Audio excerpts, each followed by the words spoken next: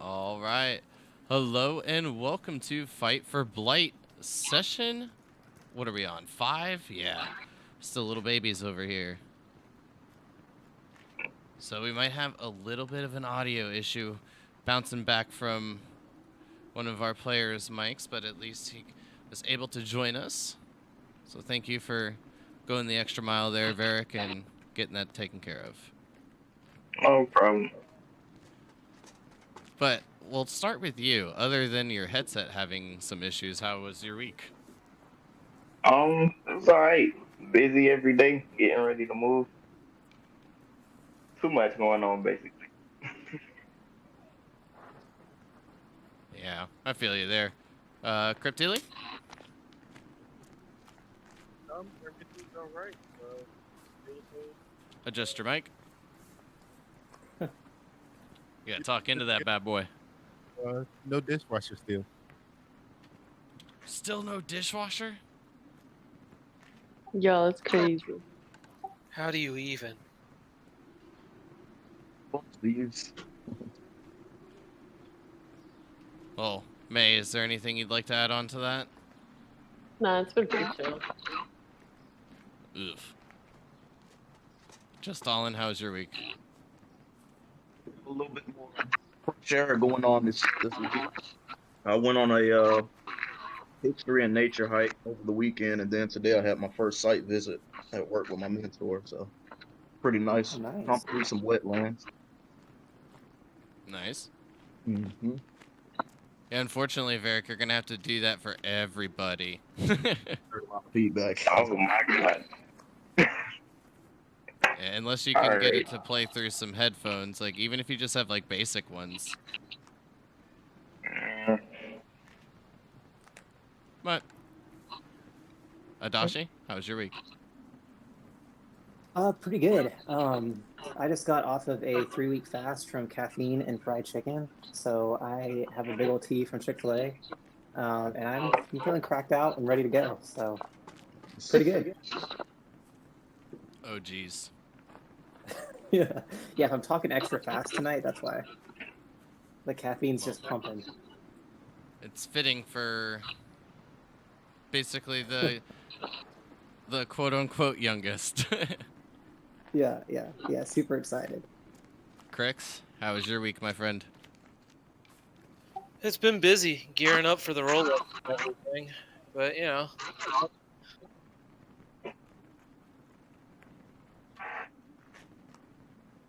Hopefully, our soundboard Varric was able to get most of us adjusted. I think so, but I guess we'll have to see.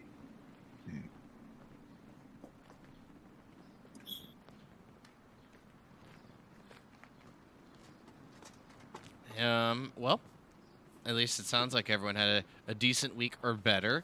So let me go ahead and just open it up to each of you. Open up the floor to each of you for our recap.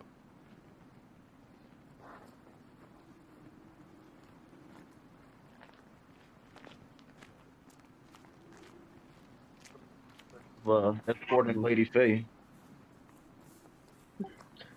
Well, we on our way back to the castle from the arena from training, we went shopping.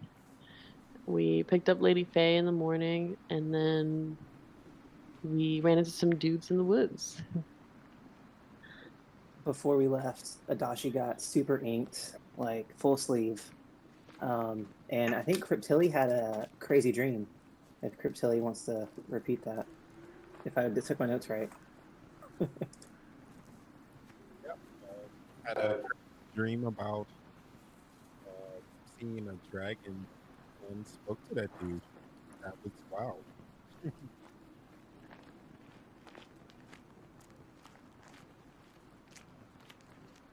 I'm always scared to adjust your mic levels because sometimes you'll get like a good catch and then you'll blow my eardrums out. I'm gonna keep you right there to be safe. and then I'll let you know if the problem persists. And then, as Varric said, he's gonna work on it. So if everyone can kind of try to chip in and avoid RP with his character, I guess, as much as possible. We'll go from there. Yeah, sorry about that. But what I am going to do for now is just mute, and what you can hear from us, Varric, go ahead and just type in the Roll20 chat until you think you got it fixed. Okay, sounds good. Okay.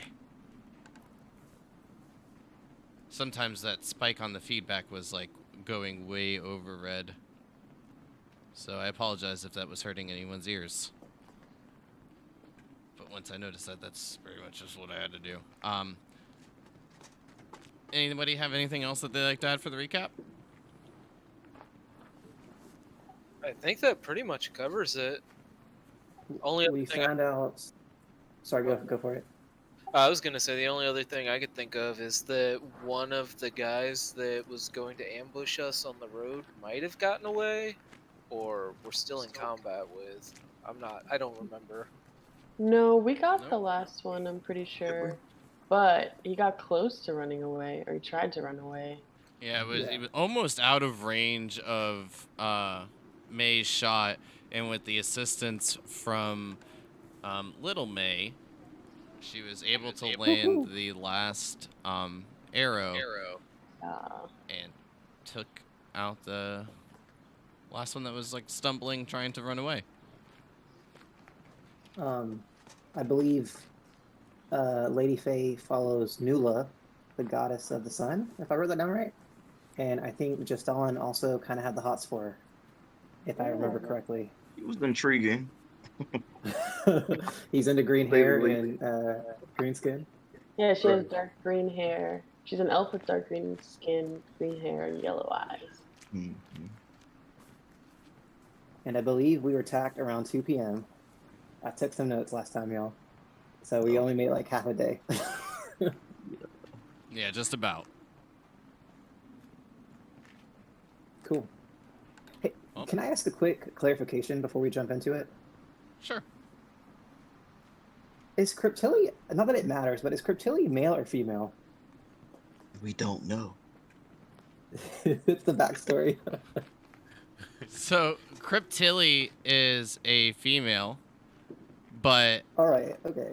I thought it was supposed to be a secret, so I kept flip-flopping to throw everybody off. Oh, okay. And then he was like, "No, it's not a secret." And I was like, "Oh, okay, my bad." That's how I understood it. So, Cool. Okay, we kept saying like only one sister, but then like every once in a while, Cryptilli would be like address herself as a she, and I was like, wait, I am so confused. Okay. yeah, that was Cool. just a misunderstanding. Like I said, I thought it was supposed to be a secret, so I kept going back and forth.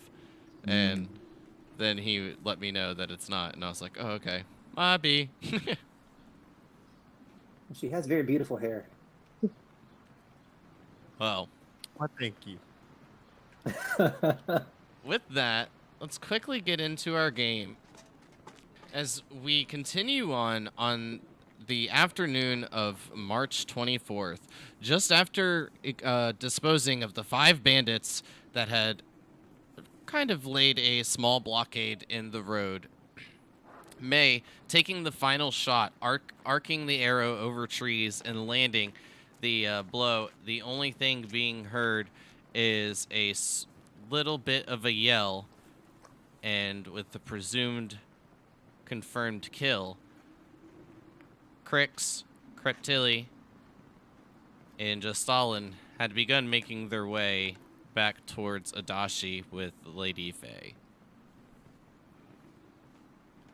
Adachi is going to grab Lady Faye's hand and just like run full speed, dragging her behind him, and to catch back up with his sister and brothers.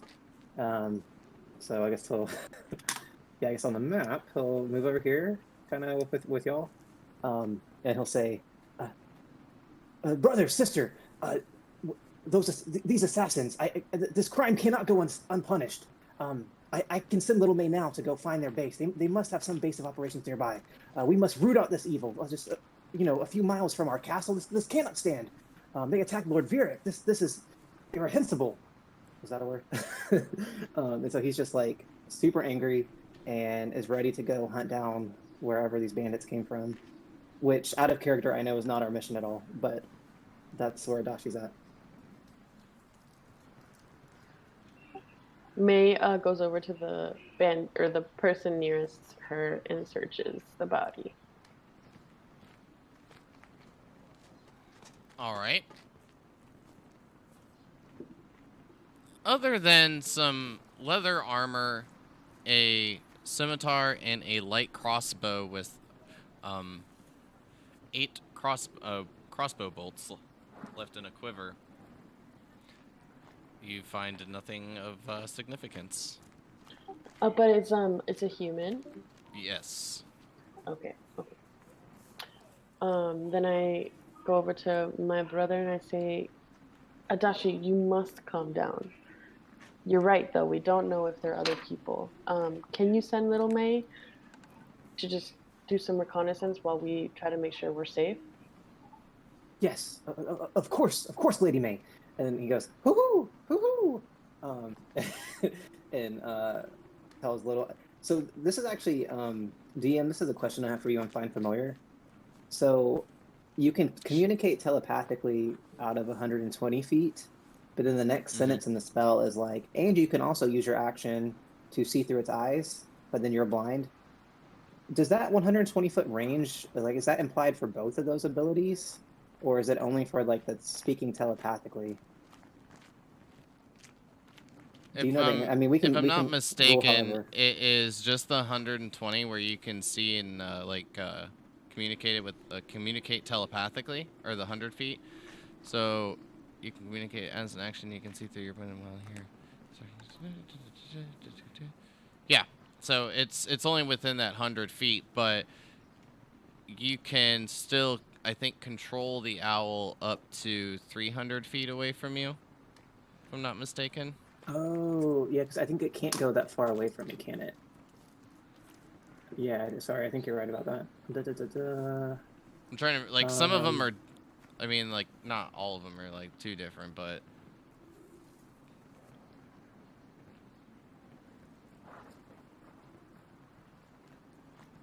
Sorry, 1 second. Well, I guess it can go... Sorry, I think it can go as far as it wants. It just I can't give it a command. So Adashi will command. It says at the as end. The owl come... Finally, when you cast a spell with the range of touch, your familiar can deliver a spell. You can use your familiar must be within 100 feet of you, and it must use its reaction for the deliver a spell with. But it's just in combat. Never mind. I just wanted to clarify just before we moved on. But yeah, if I'm not mistaken, I want to say I remember something about it being 300 feet, but you can communicate with it within the 100. Okay. Yeah, I'm just going to send it as far as I can in the direction those guys are running, with the assumption that they've got to have some place they're staking out nearby, or like there's got to be some kind of town or something off the road where they have a base of operations, so we can figure out.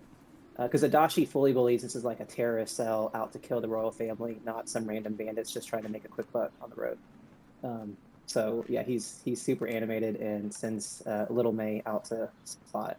And he'll just, if we're going to stay there and kind of catch our breath, he'll just kind of stay looking through the owl's eyes the whole time and just send it out like a few like maybe a mile or a mile and a half or something, like a big loop in that direction, to see if there's any signs of like a path or someplace where they were going.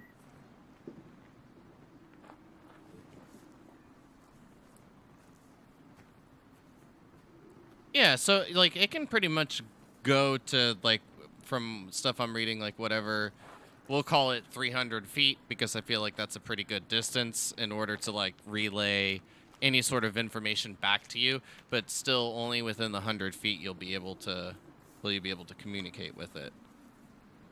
Yeah, I'm okay with it going further than what I can communicate and just like assume it's following my orders if that's legal. Yeah, that's totally fine with me. That was just, again, doing research while you were explaining. But yeah, that's totally fine. Cool. So Adachi will be doing that and just like fully becoming the owl that he is himself. Thinking like an owl, being an owl, fully meditating on that.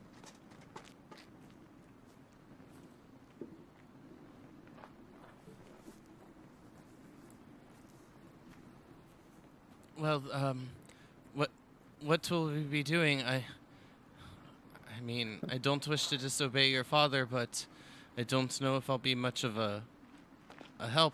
Perhaps more of a hindrance if we go find that camp. You've got a club, right? Yes.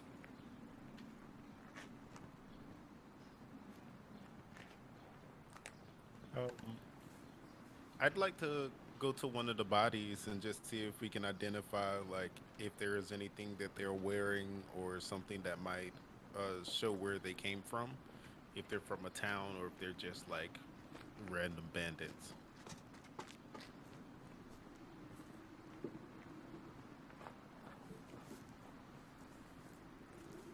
Okay, which one are you checking? This one here. And the same thing previous as May had found, the scimitar, light crossbow. This one only having 7 bolts and the leather armor, but nothing of significance. Word. I'll take the bolts, but yeah, they don't have any like identifying clothing, like we would know that they're from a certain town or anything on. No, the only thing that strikes most of you a little oddly is the fact that they're humans, and that's really it. The leather armor pretty basic for what people can afford around here on a common level, but also seemingly made from what you would find out and about, perhaps gnoll or some type of other beast. Cool. All right. Well, I'll say, well, it's kind of odd that these are humans, but maybe we should just carry on to the town and carry out this task.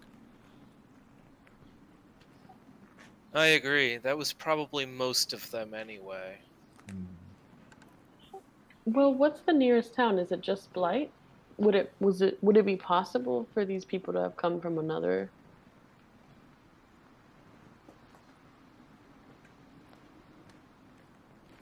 They're probably just vagrants living in the woods.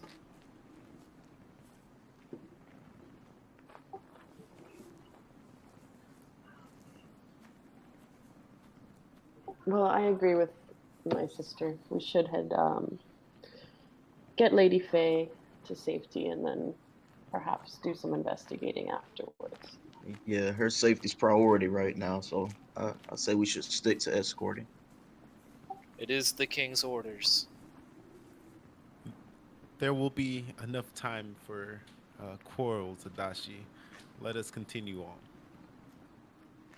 I think Adachi is still in a trance, so he's just like he's blind and deaf right now because he's looking through the owl. As you like look over towards Adachi, his eyes are rolled into like the back of his head. You can see where he's still holding on to like just the upper part of like his tunic he's wearing underneath his outer clothing, and from which you can see where what was once like a chest piece tattoo is now blank.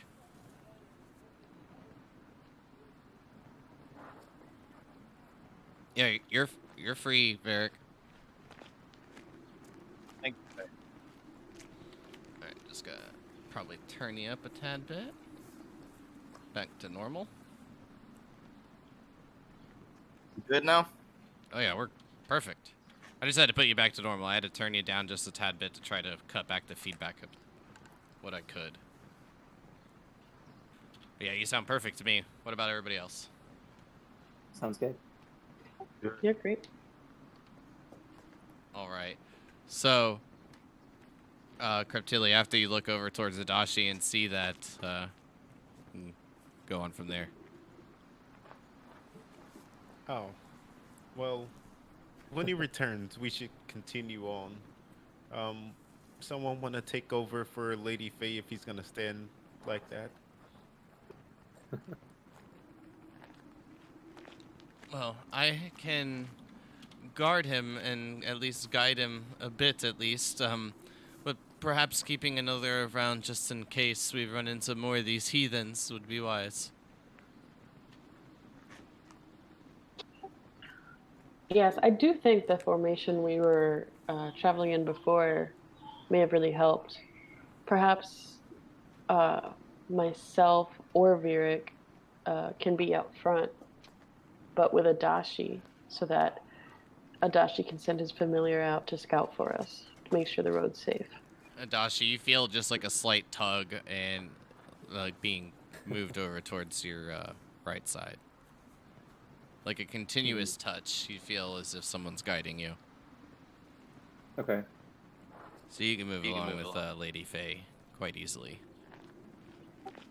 Oh, that's perfect. We'll just tell Adashi that he has to guard Lord Virik. Ah, now he's got me calling him Lord. Damn it. Wasn't he already doing such things?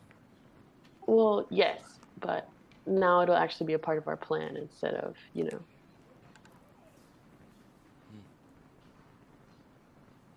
Well, So Adashi's still being pulled. Oh, sorry. Go ahead. yeah, you're still being guided. Okay. Well, we only have a few hours left before we'll need to set up some camp, and maybe prepare some food. But we should get a move on if you have no other business here.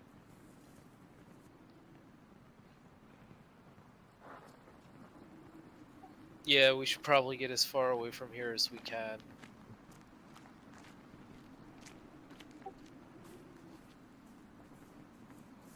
Can you roll me a perception check from your little May?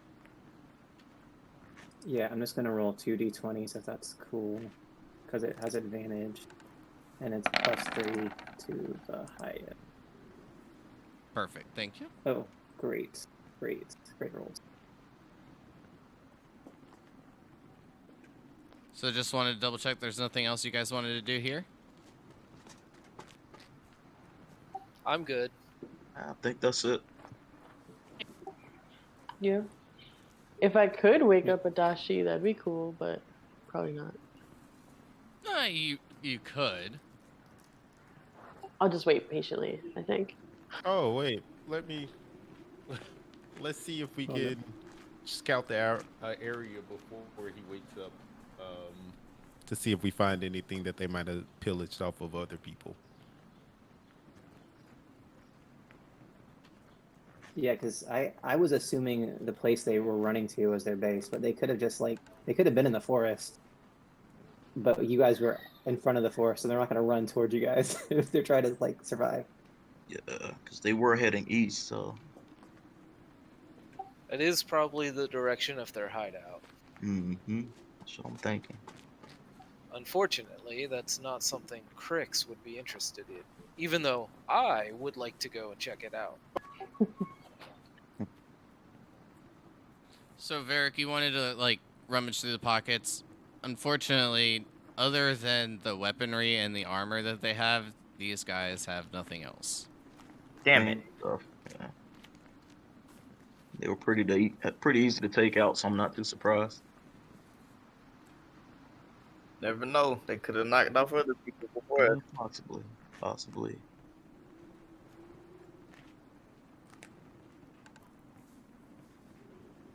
Well, while you rummage through the pockets and just taking, 15, 20 minutes needing to make your way through some of the deeper parts of the snow, as each of you kind of just make sure there's no insignias or indication of a neighboring village or town that these gentlemen may be from. And after finding nothing, Adashi, your owl will be out of range and you will snap to at this point.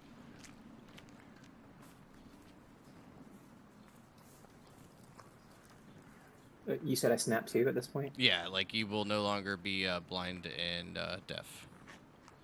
Because Little May's back. No, she's out of your range now. Oh, okay, I'm with you. I'm with you.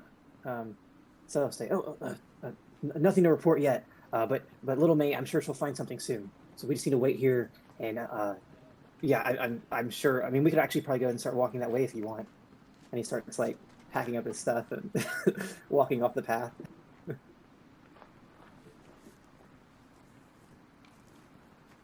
And if nobody's following, he'll turn around and be like, "What?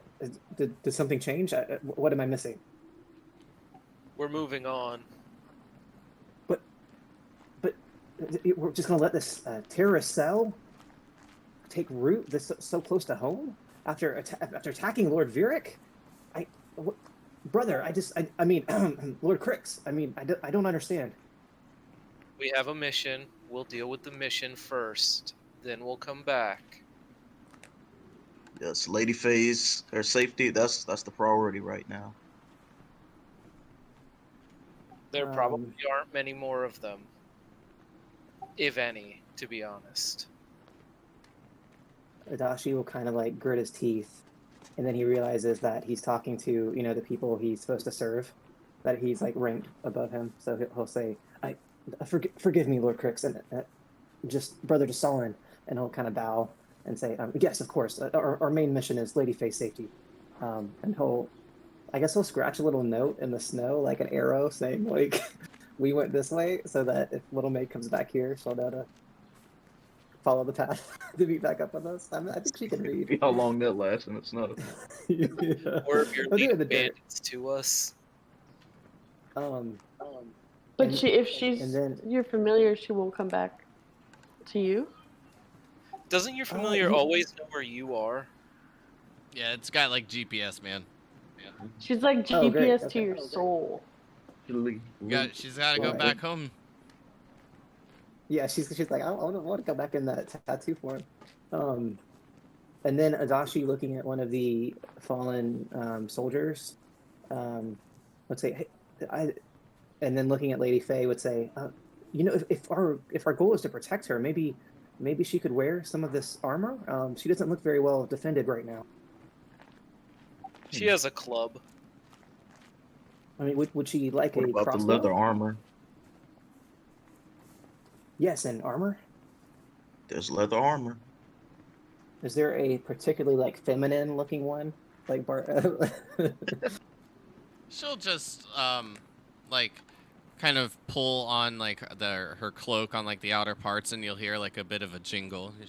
I've been well equipped from the king to make sure that I have a bit of safety. Oh, okay. But you don't want a crossbow or anything? Just to, maybe if you don't want to get in, right next to the enemy with that club, you could maybe shoot from a distance. Adachi, that's enough. We have to go. Oh, yes, sir. Yes, sir. I apologize. And he does like 6 bows. And then I will protect you with my life. Just tell me where to go, Lord Vieric. Vieric, I think it'd be a good idea if you and Adachi bring up the front. Adachi with Little May, you actually are an incredible asset. She can scout ahead of us on the road, make sure it's safe. Adachi smiles bigger than he's ever smiled. He's like, and he thinks to himself, I'm helping. He goes, of course, Lady May, of course. And he sidles up next to Lord Vieric and waits for you guys to start walking.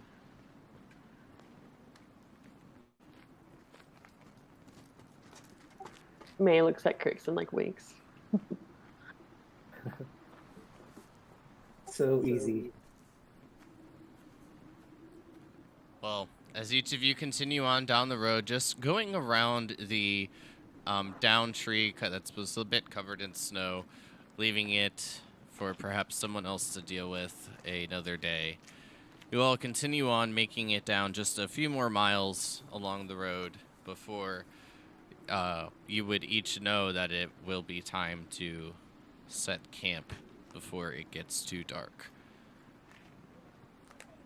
gathering supplies and any other sources or materials needed for this endeavor will take a bit of time. So what I will ask each of you is, what will each of you begin doing to prepare camp, as this is your first night outside of the city walls? I would start setting up a tent as quickly as possible. I'll be using my survival skills and my cooking utensils to make a fire and start making us some dinner. Same. I make a fire using my firebolt cantrip. That's convenient. Yeah. I'm used I'm to. gonna get the wood. I'm gonna help pitch the tents.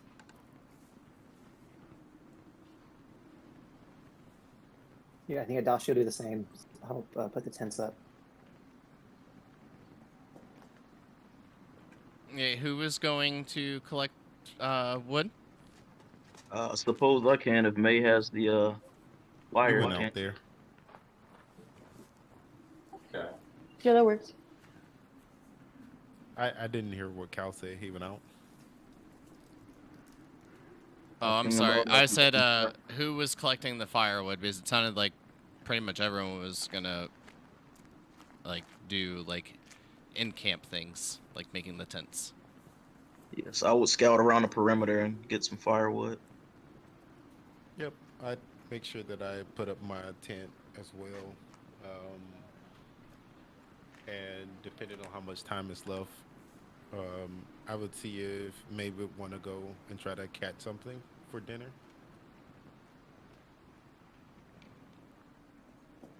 It would be a pleasure. Let's do it. Worst comes to worst, you can bring back some extra firewood. Mhm.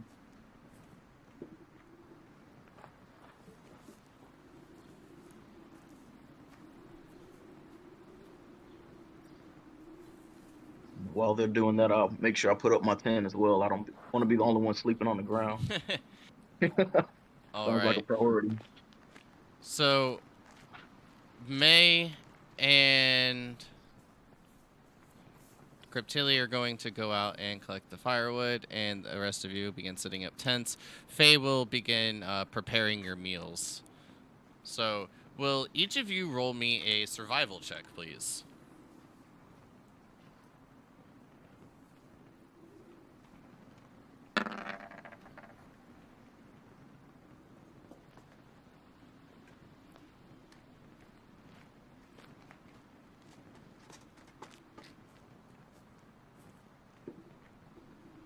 Oh wow, of course.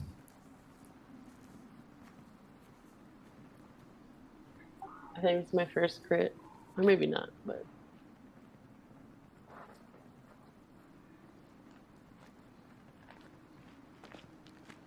Okay. So, collectively, you all do pretty well. I think I might have cut out again. I think I might have been too far away. But collectively, you all do pretty well. You will each set up the tents with very little issue. Mainly Crix and Varric having most of the issues, but with the help from just Stalin and... Oh, nice roll, Adashi. And Adashi. You can get all the tents set up in about 20, 30 minutes. Actually, probably a little bit longer than that. It'd probably take close to 45 minutes to an hour with the amount of tents you have, since it's a tent per person. And then the only other thing I need is for May and Cryptilli to give me a perception check.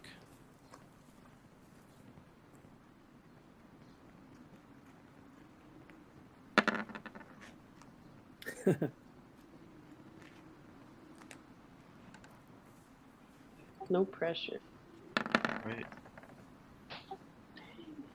Okay, so with each of you being quite focused on the kill that you all have just obtained, and while you were kind of doing the proper procedure to prepare it in order to bring it back to camp, after finding a nice white boar, then you will be able to get it back to camp of just in over an hour. At this point, we're getting near 5 p.m. Each of you would know that there is roughly 1 more hour before needing to have everything complete.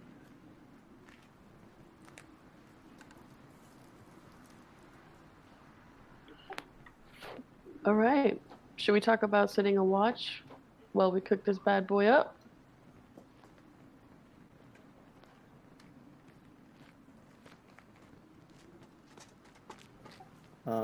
Adashi will say, I believe I can help with that. And he looks at one of his new tattoos. I like to think he was covered in a bunch of bandages because, like, he just got all these new tattoos. So he like takes one off, and it's still maybe a little scab, but it's like a just a really thin octagon, and he kind of focuses for 10 minutes, and it just kind of comes off his arm and surrounds the camp. So he spent 10 minutes and did the ritual for alarm. And so if anything other than the 6 of us tries to come into the camp, a bell will ring, and it lasts for 8 hours. Perfect. Wow, But- Adachi, that's impressive. Oh, Quite handy. thank you, Lord. Thank you, Lord Varric. Thank you. I live to serve. Thank you. But I suggest maybe we might still want to have a watch just in case. I'm not super good at this yet, so there's a chance that even like a squirrel might set off the alarm. So just be warned. I'll take first watch. We should definitely use shifts. I'll take second watch. And I'll do second as well. Oh, I will gladly do first watch with Lord Varric. I'll do last watch. The third, I guess I'll jump on that one. Sounds good. Mm-hmm. So that's what, 2 hours of watch? If Wow, you're mate, breaking... last place again. Well, I'm thinking about the 8 hours for the detection. Yeah, I mean, I don't know. Oh, Mechanically, maybe I should have waited to do that until we actually started our long rest or whatever, or short rest. Maybe like after but- we eat. I don't know. Yeah, Since it's only 8 hours. I'll do it whenever it actually makes sense to cast it. Yeah. Once we start watches. Makes sense. So I do want to make sure I have this right. First, for the watch, we'll have Adashi and Varric, then Crix and Kreptilli, and then May and Justalin. If we split it in 3, yep, sounds good. And That with is correct. being split into 3s with just like the little tad bits of preparation and, getting things prepared for each of your individual selves in the morning. Just for like an example, Kreptilli needing to take time to pray in case any spells need to be swapped out or anything of that nature. But we will basically have 3-hour shifts. And I do agree, Adachi. I feel like while you may be over excited in order to be able to try to provide a little bit extra protection, you are kind of warned not to use that spell until going to sleep. So your alarm will be placed as each of you are beginning your short rest. Yeah, and it says you can like say to exclude like small and tiny creatures, but I don't think Adachi is really that much of an expert yet. So it's just going to be anyone except the 6 of Hey, us. Fables, thanks for the follow. Anything except the 6 of us that tries to come through, leave or exit, leave or enter. Sorry, will trigger like it'll sound like bells ringing. That'd be awesome. If you join our Discord, you can find one of my Discord link down below. Adachi would look over at Lady Faye and say, "Lady Faye, I believe that leaves you the last and 4th watch."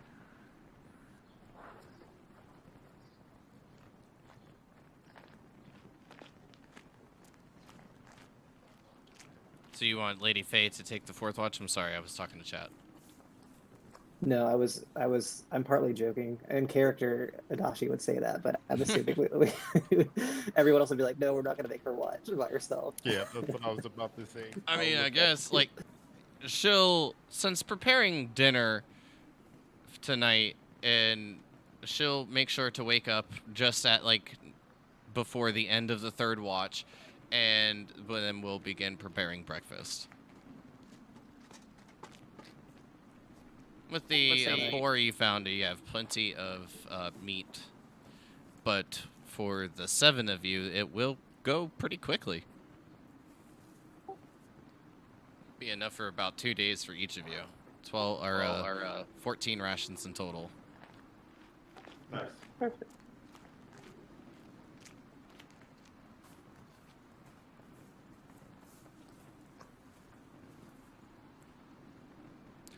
Well, if that's it for each of you, then we can go ahead and start moving into the rest.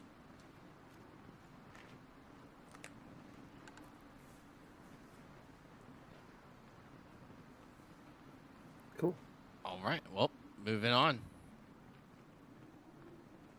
So first up with Adachi and Varric.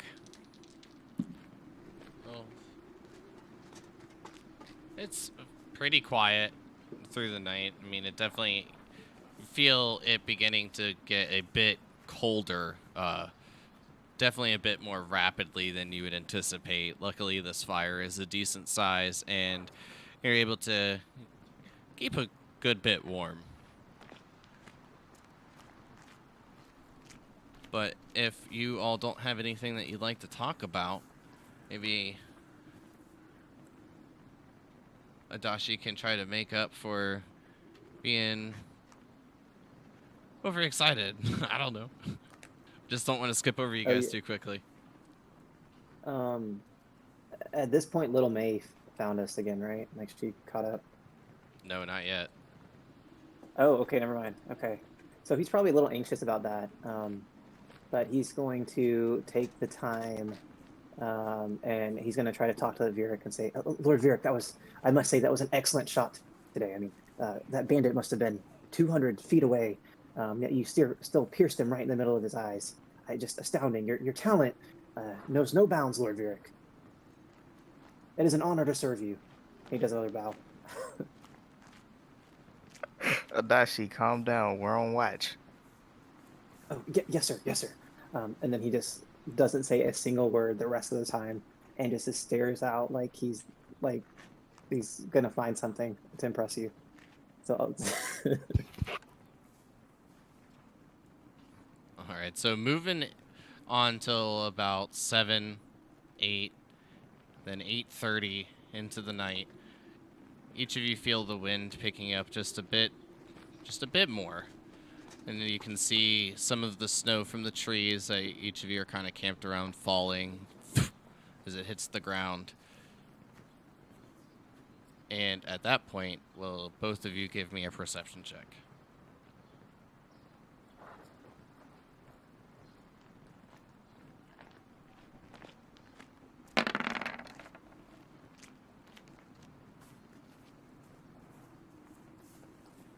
sorry, I meant to fix this whole weird rolling twice thing, but I'll figure it out before next time. Vieric, you're able to spot a small little snow owl needing to swoop down, path heading towards straight towards each of you. With your kind of keen eye, you are actually able to see it is aiming more towards Adachi.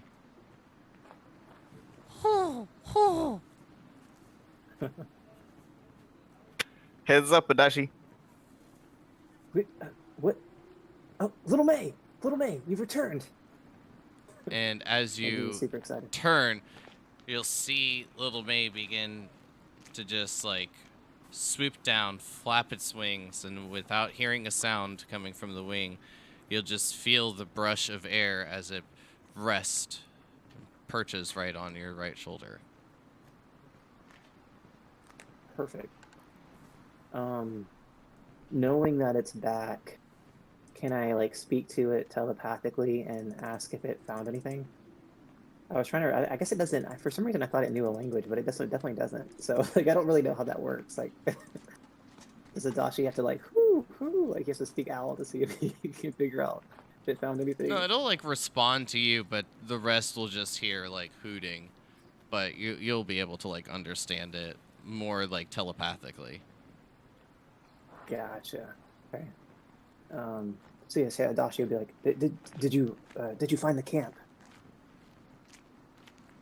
So Virik, as I said, hearing just like a bit of hooting as Adachi begins conversing with Little May, you just hear some of it kind of like going high pitched and low pitched, and just like little bits of changes of tone here and there in Adachi. You are able to find out that Little May indeed did find a very large clearing with large tents off to the west. Did it? Adachi would follow up and say, and how many people did you see there? Was it well populated? Obviously, the owl knows the word populated. Yeah, and without even hooting, it just kind of does like that bobbing up and down, yes, motion with its whole body. Then Adachi would go, "Tell me when," and he just kind of keep counting it on his fingers. And keep adding a finger, like 6, 7, 8, 9, 10, 11, 12. And when you get to 12, and then you're beginning like to feel like just a little bit of worry as it continues moving on, and then once you say 13, it comes to a stop and just stands there staring at you, then kind of like nuzzles its beak into its wing. Remembering that they were human, can Adachi roll a history check to see like if I know, like, I just don't know what I know about humans that live in Zidane. Like, is there a human settlement nearby, or like are humans really popular? I mean, populous. I mean, or you know, is there a human settlement nearby that would explain like where these guys came from? So from what you know, with your etiquette training, there are little bits of human population here and there, but there's no town that has like a significant population. Most of the humans here aren't treated very well. So like, because like, so the 6 that were on the road plus 13, that's like roughly almost 20, 19. Yeah. Like, that would be an abnormal concentration of humans. Is that fair? Yeah, I mean, some of the like the areas in Blight, like you'd know that there's probably like roughly 1,000 humans there, but Blight and being one of or the largest city in Zidane, and North Point being the second, like just depending on like the size and direct population, obviously that number would vary. And this might be stretching the limits of Find Familiar, but is there a way that Adachi could ask him, like, ask Little May, like, where on the map this settlement, what, like, these tents were? Just Or, like, indicating maybe, like, like a clearing to the west. Gotcha.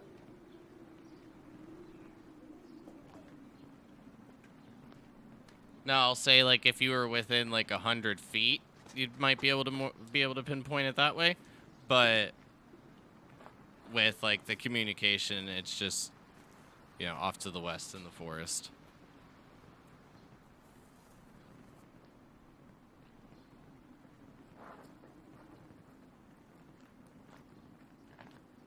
But other than that, the rest of your watch is uneventful.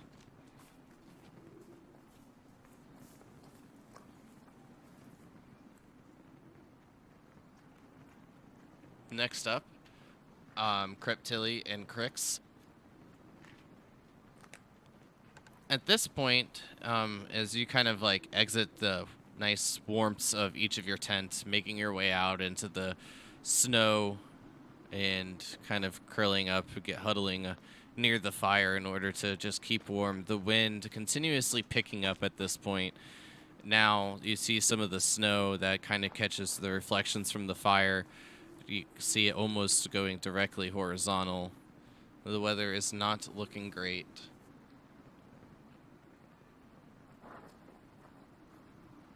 But will you and Crix and Cryptilli both roll me a perception check?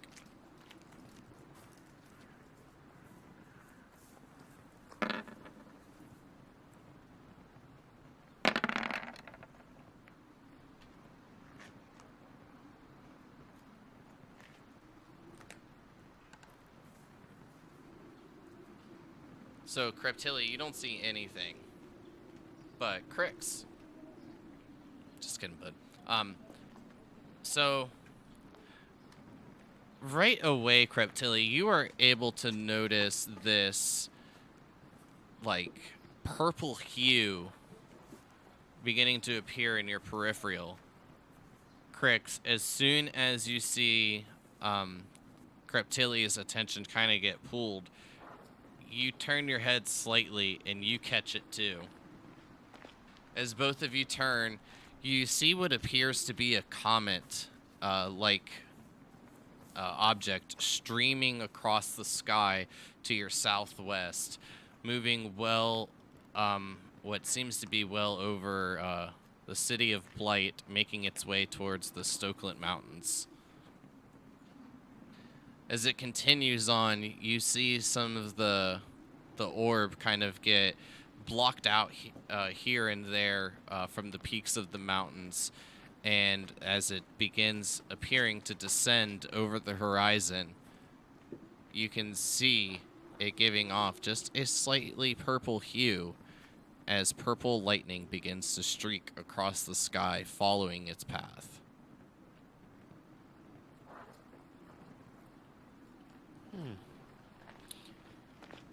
Now that's odd. Any idea of what that could be, brother?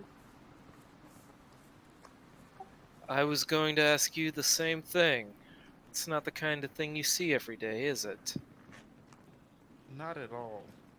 And just before we left, I did have the strangest vision of the white dragon Cilia, and he was covered in something purple as well.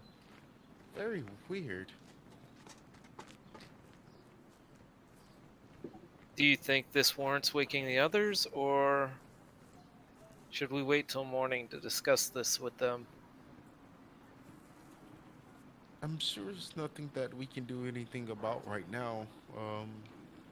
Maybe I'll just pray on it as we keep watch. That sounds good. Crix is going to tend to the fire and try and build it up as much as he can, since it seems to be getting colder out and worse.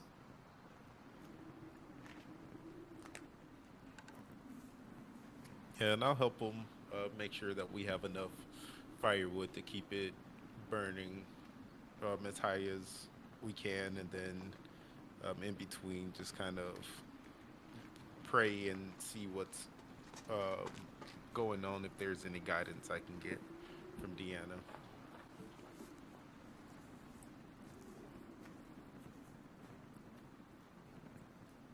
Okay. So that is your first hour of your watch. As the second hour goes on, can each of you give me another perception check?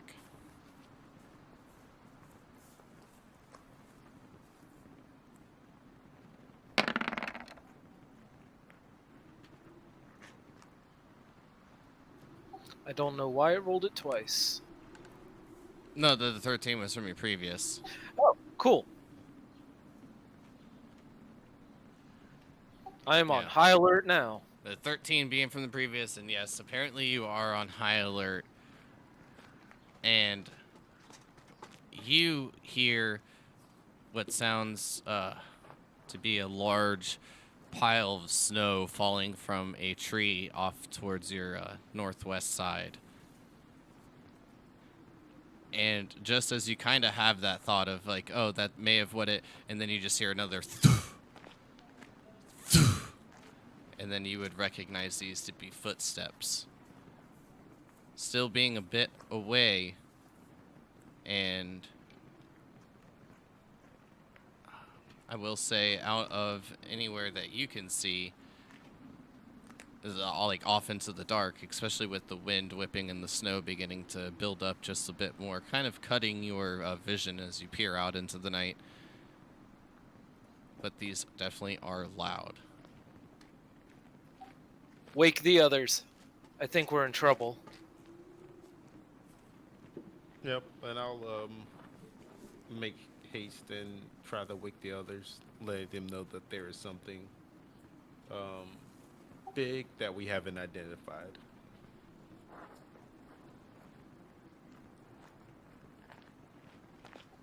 So what I Remember- will do is move you here, and each of you can, the two that are on watch will obviously be near the campfire, and then the rest of you can kind of place yourselves in tents. Whee!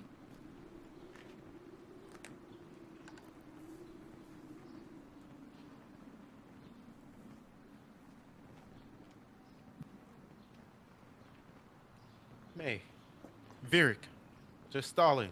Everyone, wake up. There's something big and it's coming. Adashi, is there any way that you can see what exactly that is before it gets too close? Right away, Lady Cryptilli. In what direction? It was to the northwest? Yes, and then each of you are beginning to hear the thunderous footsteps growing louder, almost in a unison, noting that there are at least two sets of, well, at least two creatures here, we'll say at the least. You hear like a th-th. If they're giants, we run. Should we Okay. should we hide? Should we hide and put out the fire? Well, I think it's too late for that, but we should absolutely leave camp. Okay. Yeah, not risk Adashi, destroying our stuff. Adashi is going to say, "I apologize for this, Lord Virik," and he's going to jump on Lord Virik's back, piggyback style, and then he's going to send Little May toward the sound, and then zone out. So you have like a Yoda So, backpack. just as like you kind of zone out, or just as you zone out, you will immediately notice two fairly large shapes making their way towards you. Just making their way onto the road at this point. And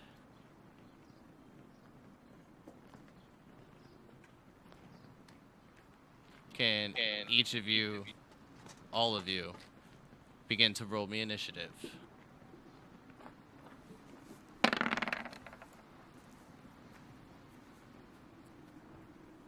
Remember to select your token.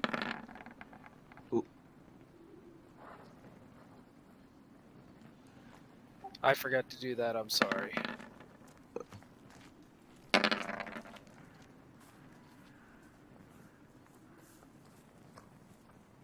I'm sorry, mine should be a 9. It just takes the lowest when I roll twice.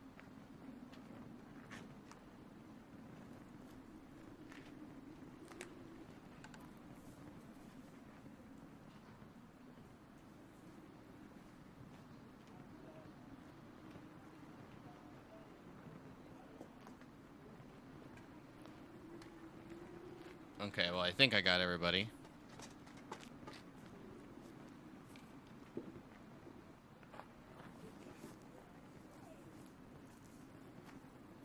So, how about we go ahead and take our break here. I can finish getting the turn order set up and whatnot. And then after we get back from our break, we'll get into this combat. See you in 5. Sounds good. Good. All right, be right back.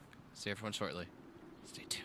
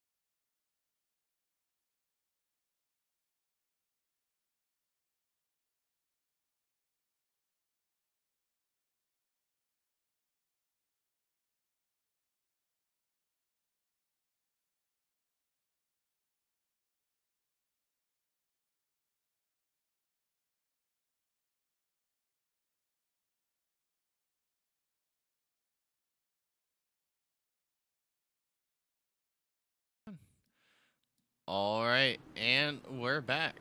Oh, great.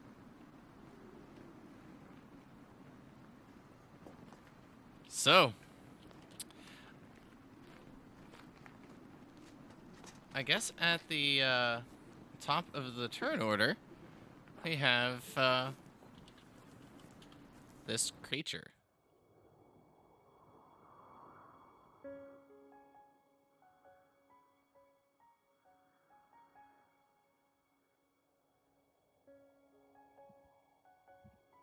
Okay, so this one will begin to move forward.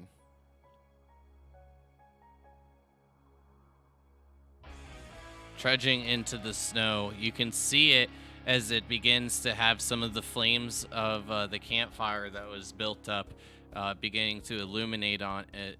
And as you take a look, you can see a few icicles hanging from this massive creature as it's kind of like barreling down towards each of you, nearly 10 foot tall. As it pulls back its arm, you can see a long cylinder object as it throws it at Lord Crix. What? Bring it. It's a 24 to hit. Oh yeah, that hits. Uh-oh. For 13 piercing damage as the javelin finds a weak point in your armor and pierces into your skin. And as it does, you'll see that it kind of just like rips out a decent chunk as the javelin falls, losing most of its thrust as it's kind of impaled into you.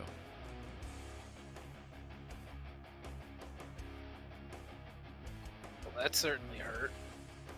May. Okay, I'm gonna go at it with my long.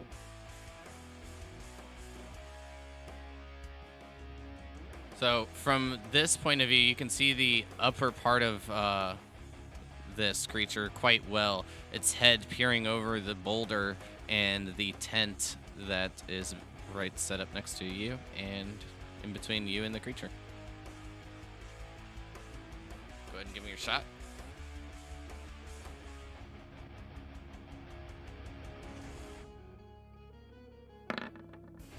A 26 will hit. Thank God.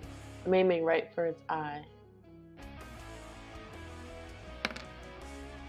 Just kidding. I missed.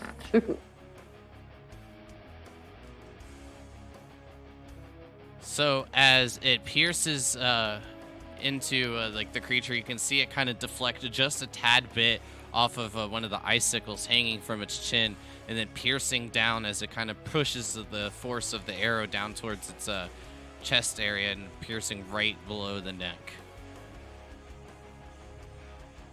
And then I'm gonna run up, or I'm gonna yell to Lady Faye, Lady Faye, run towards me. So I'm hoping she runs like straight east behind the tents and then up.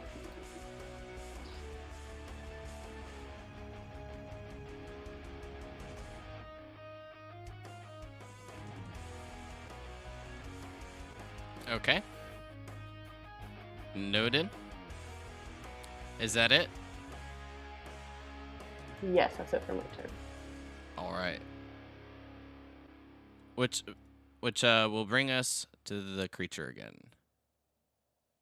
Or I should say the other one. I was like, what? So with this, moving forward and having a good line of sight on you, Adachi, we will see the same thing happen as it pulls back, knowing that a javelin is inbound towards you. Be a 14 to hit. That misses. And as it just misses you, as you kind of just step to the side, noticing it quite well ahead of time, Creptilli, you'll be able to just see it kind of impale right into the fire, and then it'll begin to catch a flame. More heat. Next time, I will make sure that you are before that guy. But go ahead and make your move. Cryptilly. I will. Or no, that's Crix. I'm sorry. Haha, just kidding. That's not me. All right, first thing I'm gonna do is use a bonus action to use Second Wind and get some HP back. Oh, you're fine.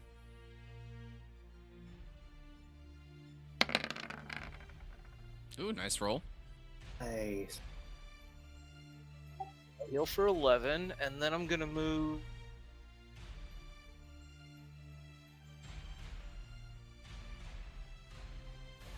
Right there. I assume if I count that as difficult terrain, that'll just use up all my movement to get to there. Is that cool?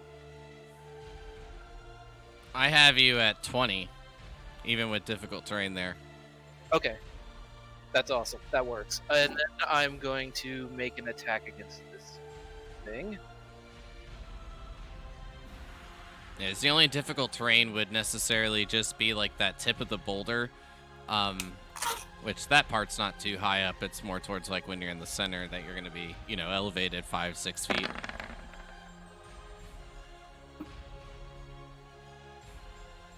Wait. Why did that roll that? Why did it roll what? The +6? No, on mine it looks like it rolled just damage. No, if you hover over it, it says 1d20 plus a 6. You rolled a 6. So then with the +6. Oh, okay, I see. I'm looking at it wrong.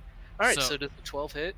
As you move towards this creature, kind of like pole vaulting yourself using your left hand, swinging your legs just over the ropes from the tent and the rock, to get a good foothold as you swing the glaive forward, striking the creature right into its leg. Go ahead and roll me damage.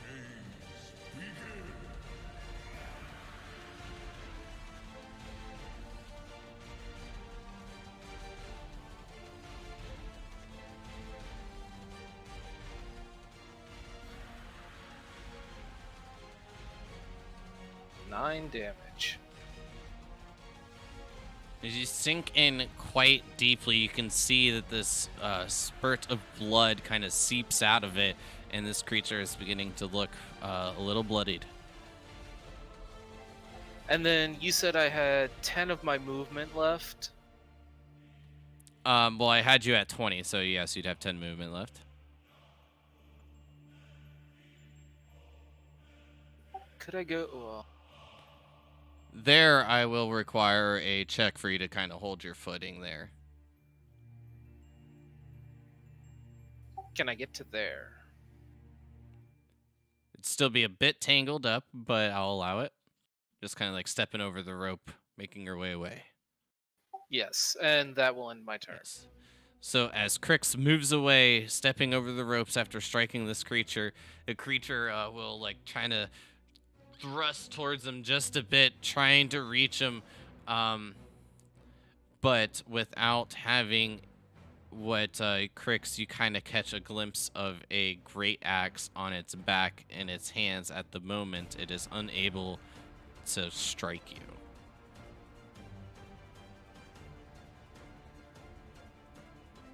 I'm sorry, not a great axe, but like a, well, yeah, we'll just call it a great axe. That's kind of what you see.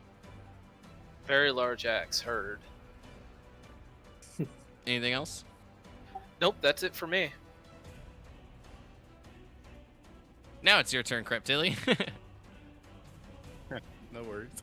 I'm going to make my way between this tent here, on this opposite side of the rock.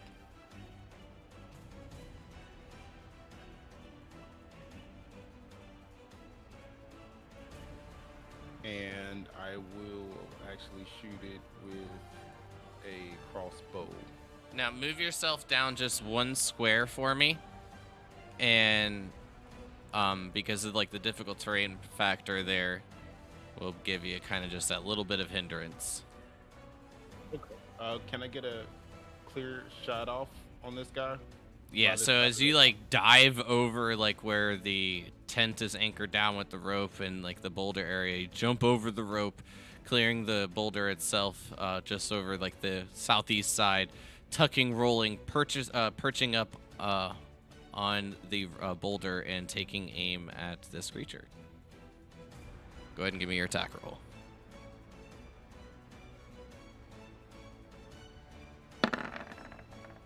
19 hits. Nice. Yeah, and I'll shoot it in its other eye.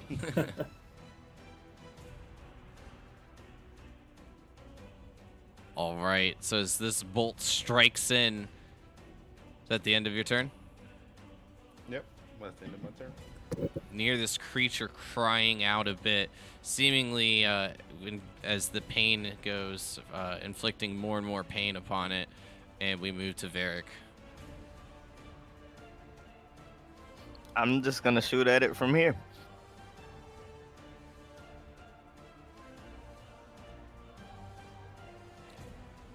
Sounds good. 22 hits.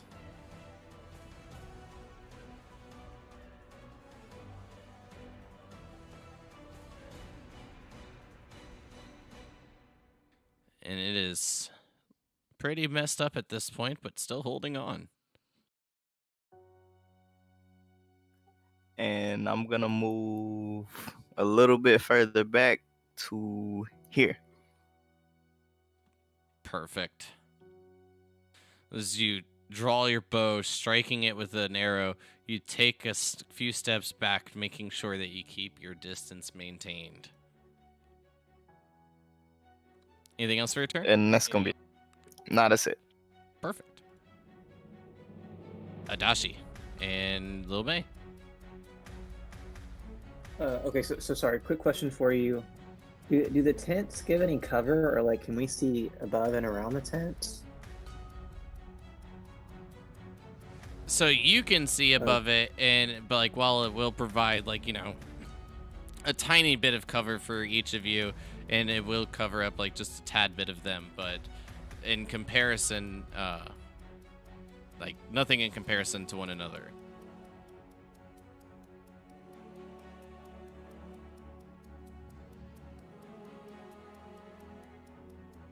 Like if I move there, would I still have a clear shot on the one that Yeah. was hit? Okay. So yeah, so Adashi's gonna move there and then hold his action, and then he's gonna shoot a firebolt at the injured troll. Or sorry, I don't know what it is. I'm just guessing. Actually, can I roll an Arcana check or something to see if I know what they are? Have I read anything about what these creatures could be? No, you can give me a history check. Oh, history check? Okay, yeah. Love to. Sorry, it's gonna roll twice again. So you would be familiar with just like them being closely resembling ogres, but however these don't have the full appearance of what you've read. Perhaps some cross breeding with the goblins or hobgoblins in the area that or read, I should say, read that them to kind of be associated with. Other than that, not too clear what exactly it is. Gotcha. Okay. So yeah, Adashi's gonna hold his action to firebolt the injured one after May kind of gives him the help action, and he'll yell out to his companions, "It appears to be some type of ogre, a crossbreed of some kind." And then Little May will give the help action, and Adashi will shoot a firebolt cantrip at him. Perfect. Did it roll? Oh, there we go. And it's I rolled it rolled 3 times. Oh my gosh. So yeah, I guess that's first one's the 20. That'll hit. okay.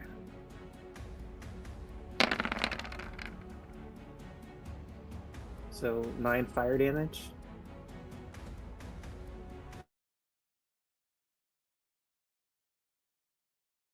All right. How would you like to take it out? I would like its head to just like turn to ashes, just incinerate.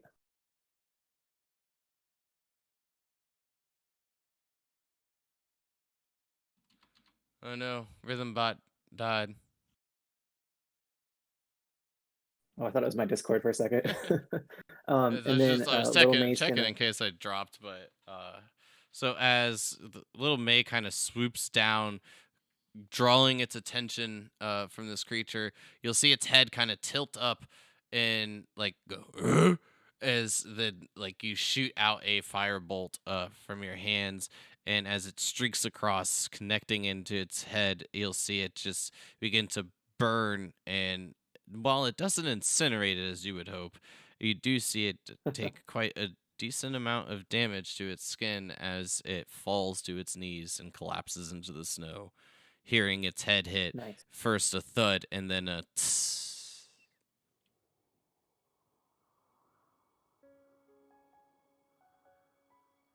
Oh, it's back. Cool. And that's the end of Little May's turn and my turn.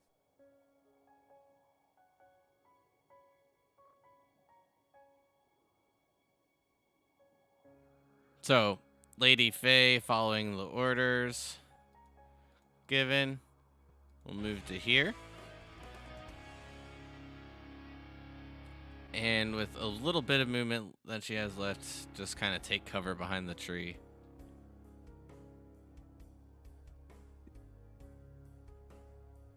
Just stalling. Opens up a quick question I had. I've never added 10 feet of movement for unarmed movement, so I added it today. So I should be at 50, correct? It used to be 40 originally. I think it added it for you when you leveled up to 2. Oh, so it's automatic. Yeah, it should just have added that one automatically for you. Okay, just wanted to double check on that before I tried to move around. Now you will Okay. get to move farther because I'm pretty sure it's based off your monk level. Yeah, I didn't know if I had to manually add it or if it just added itself for Yeah, unarmed so movement. when you level, we'll double check, but it should increase it to like Okay. 45 or something at that point. Okay. Yeah, I think I forgot when the next 10 hits. All right. And one question was about trying to taunt an enemy. Is there a particular skill that we use for that, or does it take up an action? So if you were looking to intimidate it and maybe like draw its attention, Mhm. you could like attempt to do an intimidation check, but Okay. from this point, like I would say that it's for you up in the air if that would even work because it's just the creature I don't size. need it now, but I thought about it earlier, so I wanted to know exactly how to go about it for future reference. All right, cool. Okay, cool. Well, there's not too much I can do except pop it, so let me look at my range. Now, can I see around this tent right now? Should I move a bit for a ranged attack? For that, I feel like you'd be able to look over the corner of it quite easily and throw a dart if that's what you're looking to do. Yep. Just gonna throw a dart at this point. All right.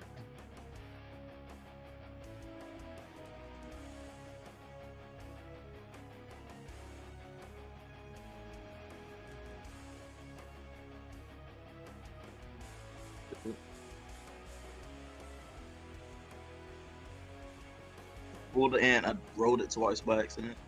No big deal. I saw the red. I didn't notice the 7 at first, but so the nice connection is you kind of just sidearm a dart out, like disconnecting it from your belt for like the easy access that you have set up. You just and you just see it pierce in, almost as a little needle into a regular like size person that you're used to, but you do see it kind of catch its attention. Then I'll move a bit just to kind of get out of the way, and I'll make a note to get that dart later. That's all I can do for now. No problem. Is that it? Yep, that's it. All right, May, it's your turn. All right, I'm going to. Oh, wait, how do I do it? I want to do the thing where you Okay, I'm doing it. I'm gonna run up here. Then I'm gonna take aim at the second one. Got it. Let's see it. 22 hits. There it is. Thank God. So I hit that one. Can I hit that one in the eye? Yes, this one, from your anticipated called attack before not doing as much damage, I felt just in saying that it didn't connect into the eye. But this one, I definitely cannot take it away from you. It connects solidly into the eye, and you'll see it kind of like just clutch its face with one of its hands. As it kind of rears back its head, and as it bellows out, you can just catch a glimpse of 2 bottom fangs. Yeah. And at this point, it is looking a little bloodied.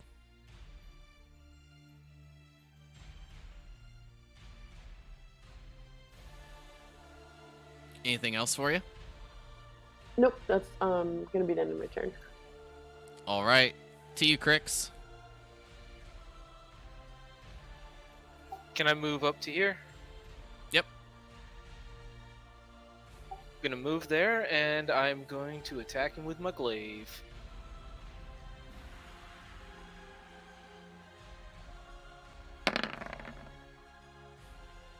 $16 hits.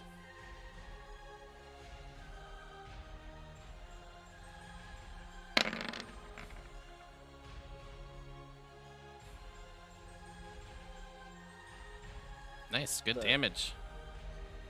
I like two-handed weapons. Oh shit, no, you just have a good modifier, and it wasn't very good on the dice. Never mind. Good damage overall.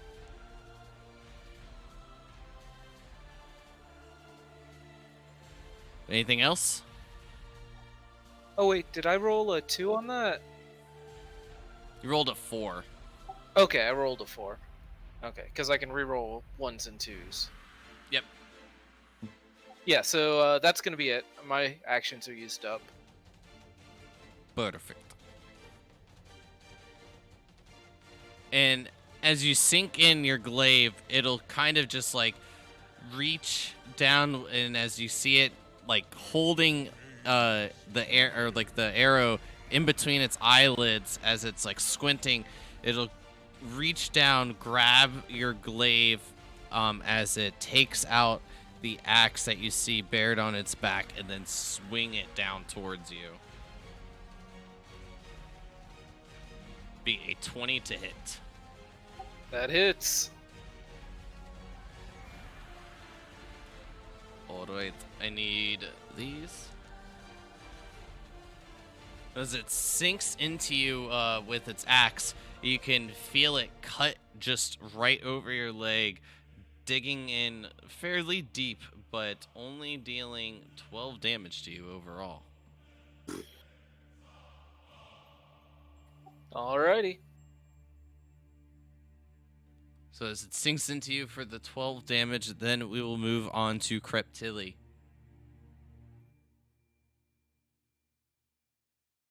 Yep. So I'll move around this rock.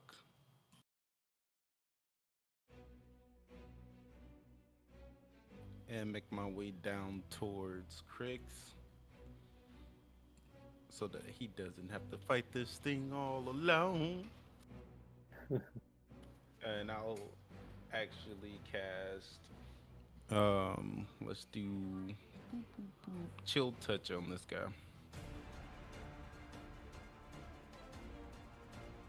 Sorry, I had to move him forward. He doesn't have a 10-foot range, just 5. So you chill touch him, go ahead and roll to hit.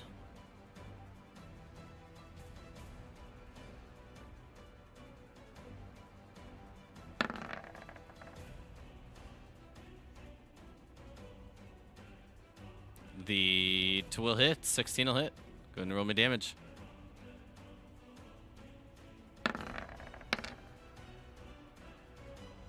For 6 necrotic. Nice.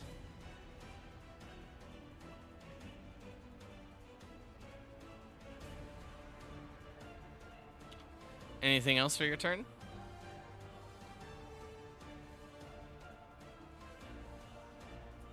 No, I'm just gonna call out to Crix and let him know that if he needs to, he can stand behind me and let our siblings finish him off. Oh, I'm right where I want to be. You'll hear Lady Faye just call out, "Oh, what is going on? I hear screaming!" Get your club.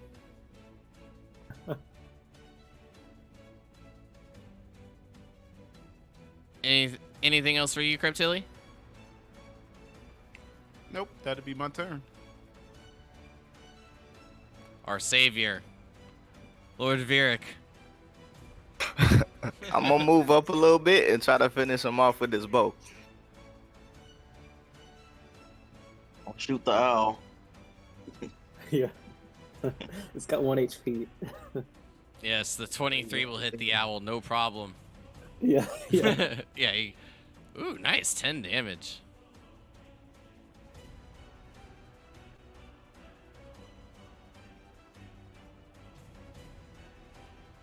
And how do you want to add it?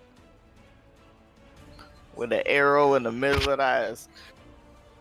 So just after it kind of like sinks in, cutting brother Crix just over his leg, you can hear him give a decent grunt after feeling the blow, after the blows they just exchanged. And then as it's like kind of following the momentum of the axe swing, its head turns right towards you, right between the eyes. And then the grip will loosen up on the glaive, Crix, as you see it just fall, the momentum, releasing the axe as it kind of slides, falling into the snow and brushing over a bit, getting slightly buried.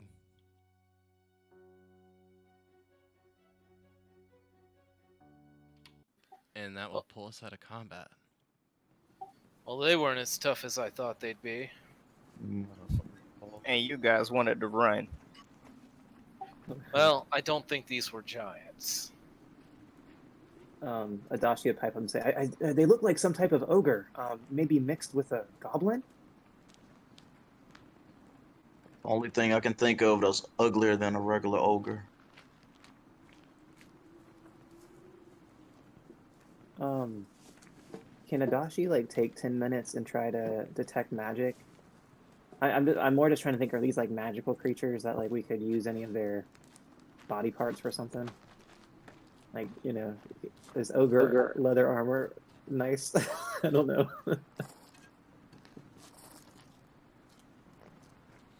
I mean, you can give it a shot. Yeah, yeah. Adachi, not knowing any better, is going to just try to detect any kind of magic off of them. Go ahead and give me an Arcana check.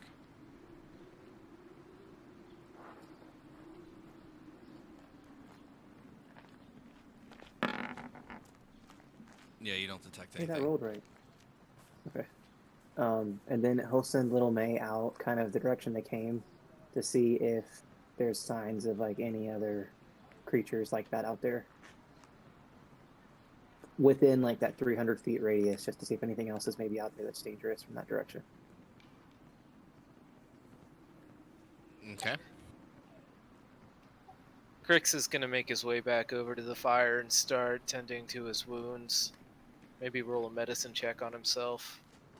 Sounds good to me. As you make your way back over towards there, you see that the javelin that was hooked, like where you were kind of once standing, not being fully clear of like who it was thrown at, but you'll see it's in the fire as it is just now completely encased in flames and beginning to just fall away.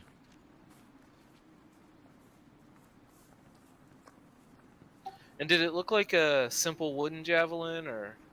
Yeah, and from the one that you're able to inspect that struck you, you're able to know that it just has like a stone tip. Okay.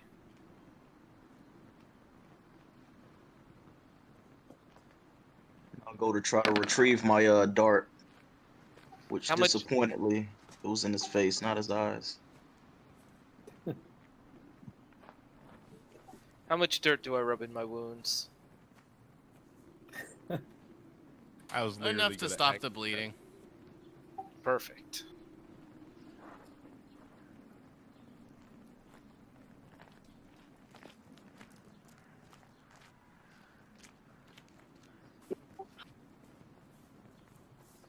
I actually have Ogre Battle by Queen stuck in my head really bad right now. But sorry, that's off topic. Adachi runs up to Crix and goes, Lord Crix, how are your wounds? And he just has a big pile of dirt in his hands. Can I help in any way? I've already taken care of them. Thank you. My fault. As the commoners say in Blight, I believe that's what you would call badass. I believe. You were quite brave. Crix is just gonna chuckle at that.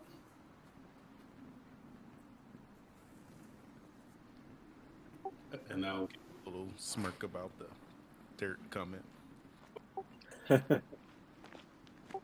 So what do you think? Is it safe to stay? What time is it anyway? About time for third watch. My words exactly, brother. Do you need any assistance with your wounds? No, I think I'll be fine for now.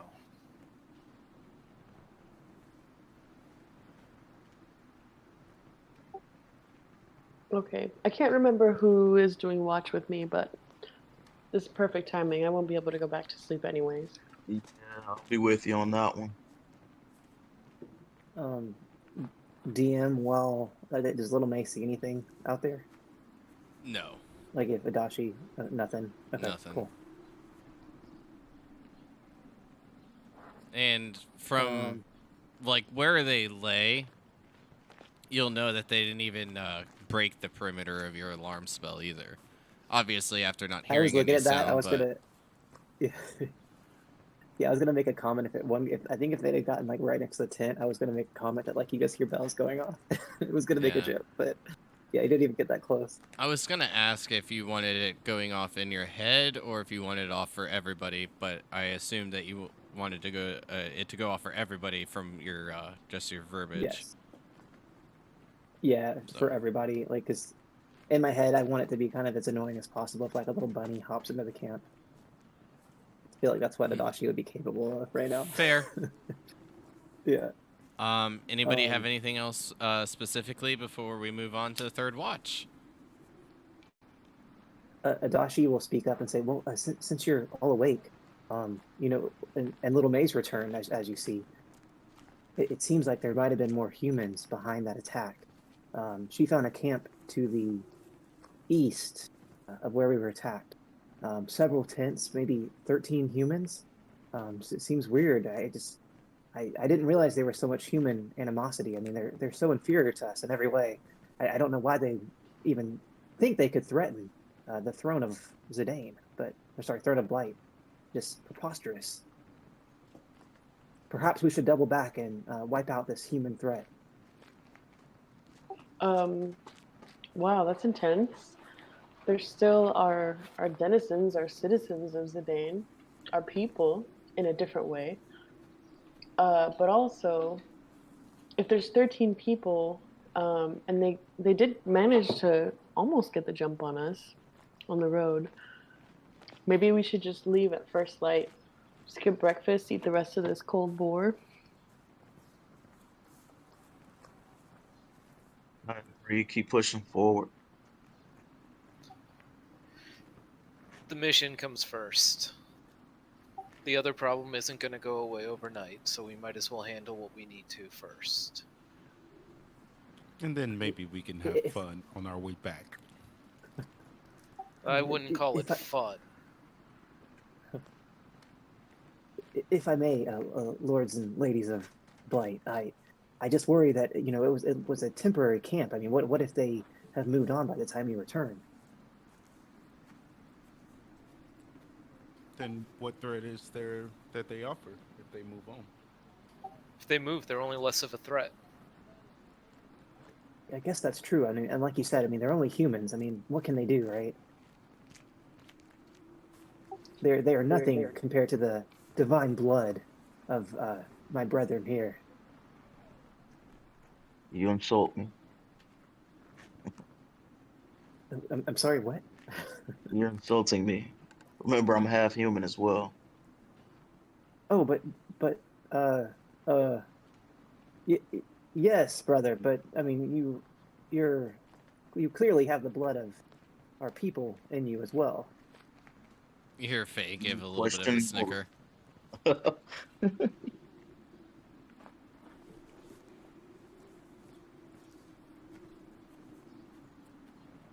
Mainly at your comment, just Stalin, just to clarify. What's that? At your comment, like, I am half human. And then she'll be like, Just standing right here. I mean, in general, our society is a little bit racist to humans, right? Yeah, oh I'm yeah. sure they are. The masses. I would And I expect think more from my Adachi, brother. well, I think Adachi being the youngest and like this is his first time probably ever really leaving the castle, like he just, and I don't think just Stalin and Adachi had met before this, so like he's he's Time. yeah, he just doesn't have any experience really. His first experience with real humans was killing those bandits, and maybe every once in a while in town, but like it's such a rare thing for him Yeah. that it just yeah.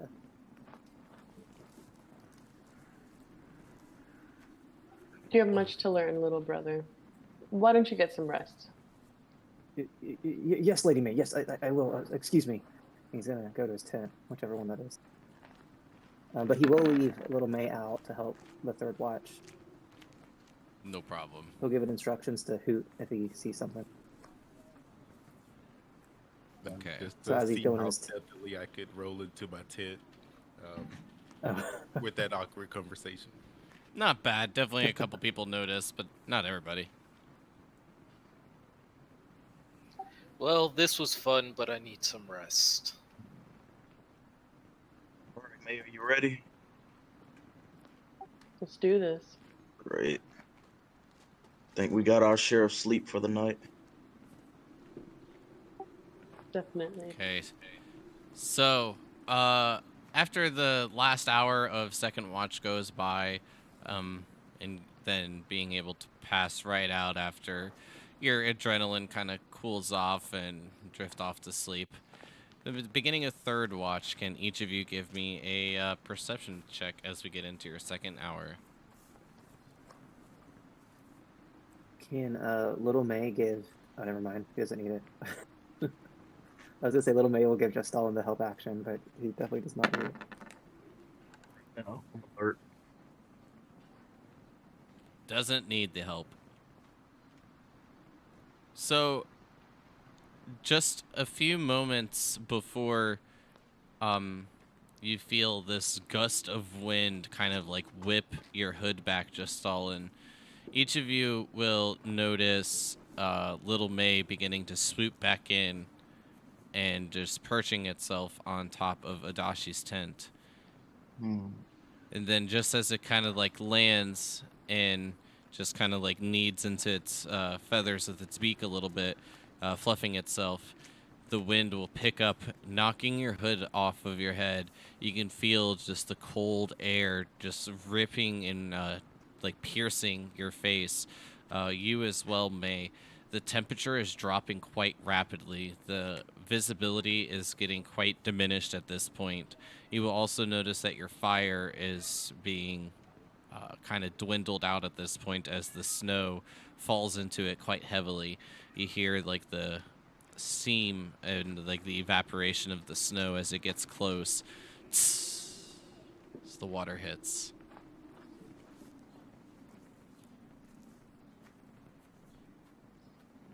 So it's approximately what time? So, with it getting dark just around 6:30 to 7, and being into your second hour, it'd be about 8 hours at this point where Faye would be getting up to start making preparations. It will be just getting near, what, 3? If I'm not mistaken. So still a few hours before sunrise. Yes.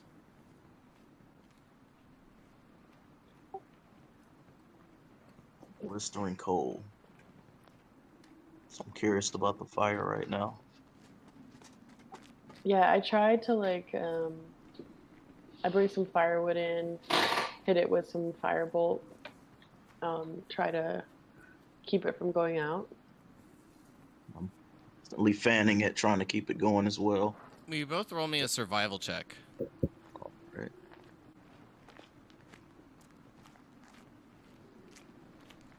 Yeah. I mean, just all in, you just know that it's getting cold. I mean, perhaps your time away is kind of diminished your judgment, but you would know within an hour, perhaps 2 at most, a blizzard will be taking part in this area.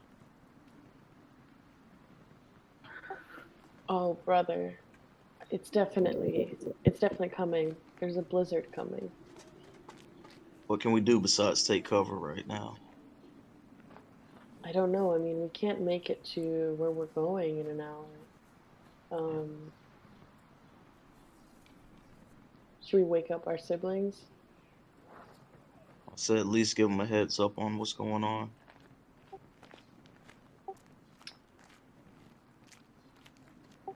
Sorry, I'm blanking because a blizzard here means like we don't want to be outside under any circumstances. Be outside at all. Yeah, a blizzard basically is potential death with if you are caught out in the open for over 2 hours. Okay. An ice storm, which is a bit worse, has a bit of like a different time frame.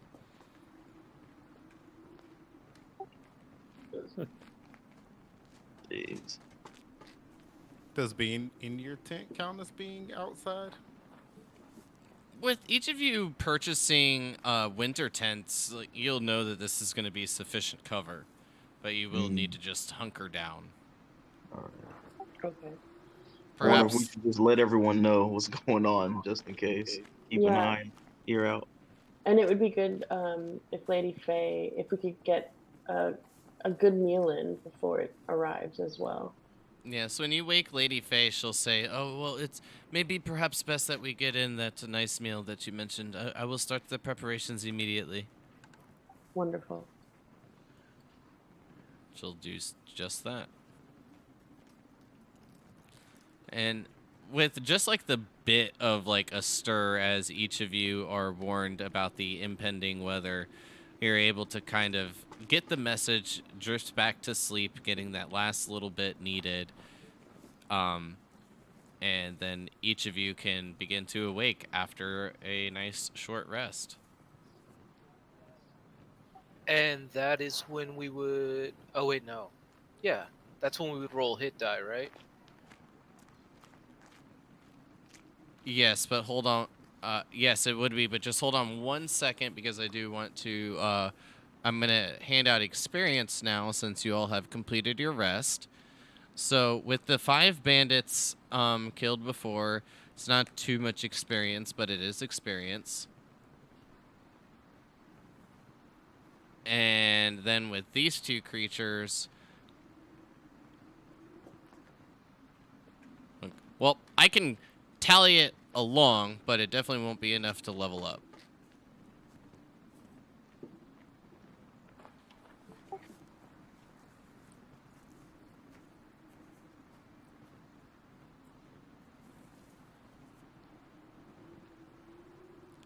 At this point, you guys are like, without tallying like the RP and just tallying combat, it's like 25 experience. It's not too much, but I did want to double check. So we'll I'll hold on to the experience for now and then hand it out at the end of the session. So now the short rest being completed, yes, this is when you'll roll your hit dice. You're level 2, you have 2 of them. If you need both of them, then it is what it is, and then you'll get 1 back after the completion of the rolls.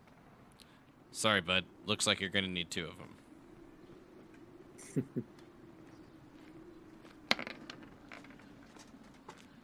So that's 12 hit points.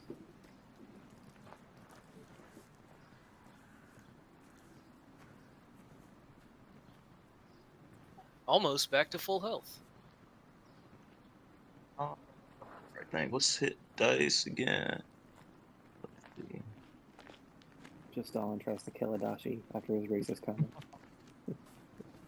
Where's the hit? Let's see, hit DC. So your hit dice, I mean, as a monk, I believe it's a D8, but it should be. If You you go don't to the do top wrong. of the page, It should be on the and then you go bottom. to short rest, it'll have it right there. It'll bring over a tab. Okay, cool. Yeah. I was trying to remember if like how it worked. Yeah, now it's And hit then you thing. can hit roll the die from there. Okay. Thank you, Crix. Oh, I just figured it out myself. Okay. Yeah, it's hard to navigate it without having like a particular page open, and like the page that I have it on just kind of like shows me your guys' overall.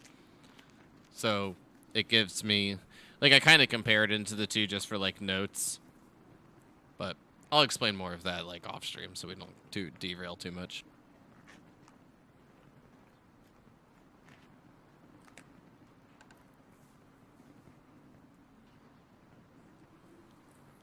But, 30, 40 minutes later, breakfast will be prepared. If there's anything else that you guys would like to take care of, from May's judgment, there being roughly 30 minutes to an hour before the blizzard begins to set in.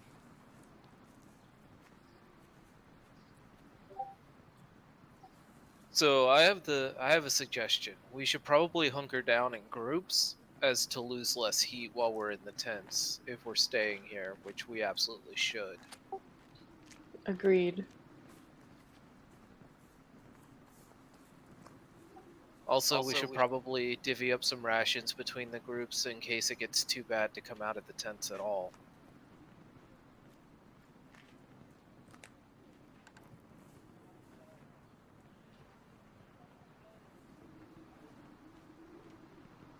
Very wise, Lord Crix. Yes, great idea. Did any of you forget rations?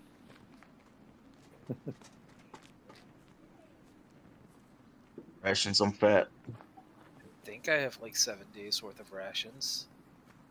So Oh, at no, this dude. point, no one really needs to worry about like your what would be like your like preserved rations because the fresh meat is being provided at this point.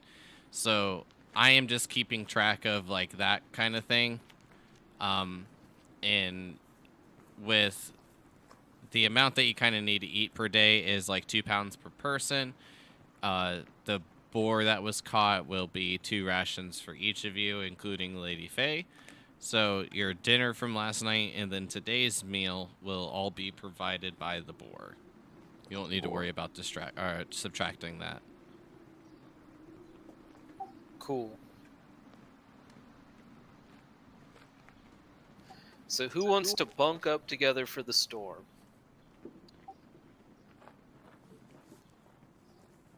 Adachi is already in Lord Vurik's tent. I was gonna suggest. More bonding time. I like it. I've prepared your bed, my lord. Just how you like it. Thank you, Adachi. Rolls eyes.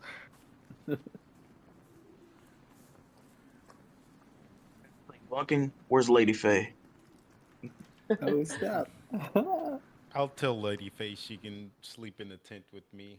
There is something that I might want to have her go over. What do you say? Just dial in bunk with your sister? Lady Faye takes priority first.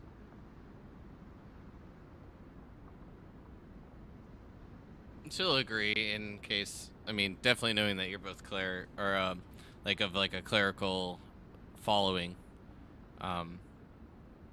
Well, I guess technically she's not like a cleric. That's like a different thing. You guys like both follow like the path of the gods. So No, try anything. yeah, it was like you Not can be like today. a priest or like an acolyte, but not necessarily like have like clerical abilities, so wanted to make sure I was being clear on that. Gotcha.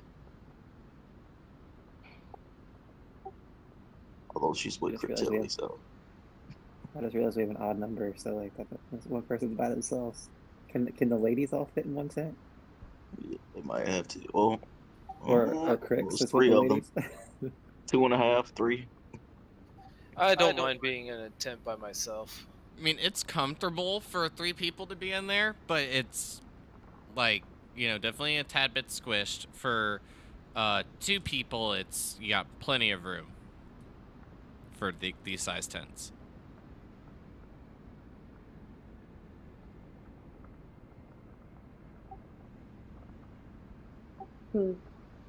Well, I don't think I could stomach potentially 24 hours or 48 or longer in a tent with so many people, so I'll stay. I was just gonna say, what I will say, May, is like, you know, these storms, I mean, each of you will kind of know this, like, to say the least, but these kind of storms, like when a blizzard or an ice storm sets in, it can last for a day, or it can last for potentially 2 weeks or longer. It just, you know, it's always variable. So what I will say is, with the blizzard setting in, you know that it is going to last for at least the day. The whole day for travel while the sun is up will be ruined. So if there's anything that any of you would like to do for this time, you have plenty of time to do it and are in a decent enough heat source. Adashi's gonna take 10 minutes and recast the alarm spell, just so it's kind of fresh.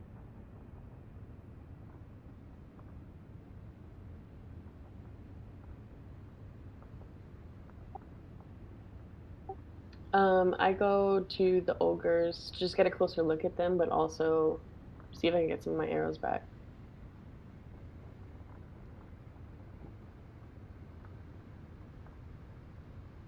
Okay, I'm gonna need 2 things from you.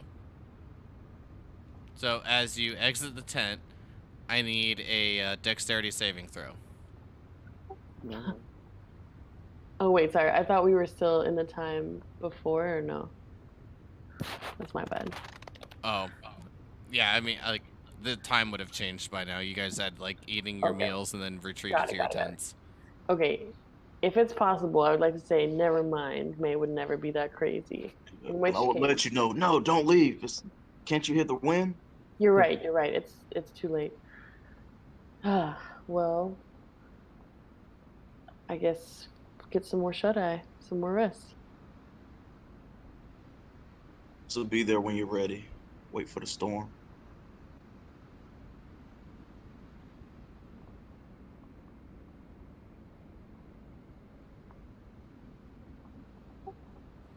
Well, do you want to play some dice? Why not? Like I said, always keep a pair with me. Me too. Mm-hmm. Well, then you can roll against each other in a game, Oh, nice. and if you would both like to participate, both of you GM roll me 3d6, and basically like the highest like set up to like a straight being like a 4, 5, 6 being like kind of the best, or like one of the best. Triple sixes are the best. 3d6. So /GM roll like 3d6 to me, and then if anyone else has anything, we'll go from there.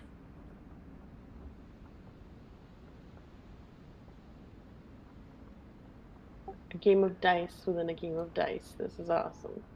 Wait.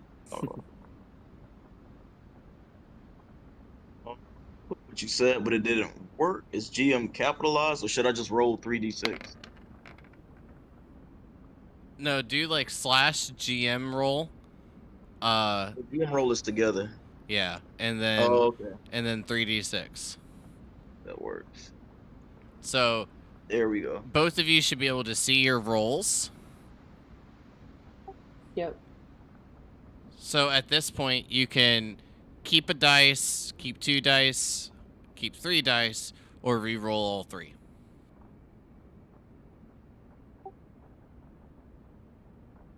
I will say cheating is like not prohibited. Like if you want to try to cheat or whatever, feel free. So that would be like trying to look at just Stalin's dice. Die? Potentially, or maybe like sleight of handing a dice to like a different number. I'm gonna stay. So I can keep 2 and then re-roll 1. Yeah, if you want. Okay. I think I got you on my first roll, brother. Jeez. Okay, so you know what you have. Yep. Assuming that I know what you were keeping. Yeah, I was getting rid of the last one. Gotcha. Mm-hmm. So, Re-rolling that one. yep. You're like, then now you have to hold. And since this is like for fun, each of you would reveal what you have to each other. Just Stalin, the best he has is a pair of 2s followed by a 3, and May has a 4, 5, and 6. Haha. Pure So, blood. if you wish, if you wish to like potentially place like money on these games, these are some things that you can potentially get into like during downtime at like taverns, things of that manner, to make extra coin if you want to try to mess around with it. That's cool. Good tutorial. Yeah, that was fun. You didn't bring any of that wine from the castle, did you? Ski, but keep a bit of wine. You can have that. Nice. Take a swig and like pass it back. Right. We have time on our hands. True. Mm-hmm. So tell me, brother, tell me of your travels. Where have you been to? Wouldn't even know where to begin. Yeah, I figured that'd be a good like cutaway scene. I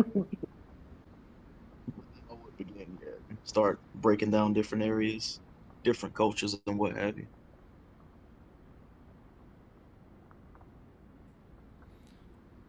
Perfect. Well, if anybody has anything else, feel free. If not, we can just fast forward until the weather breaks. Sounds good. Lots of meditation.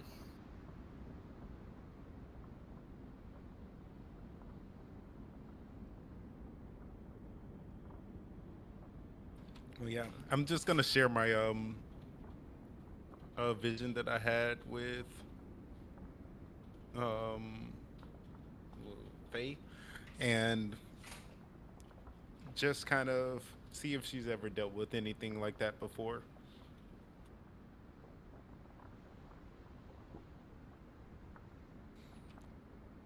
No, I have not. I have not been as well as gifted or and as close to the gods as you, Lady Creptilli. Hmm.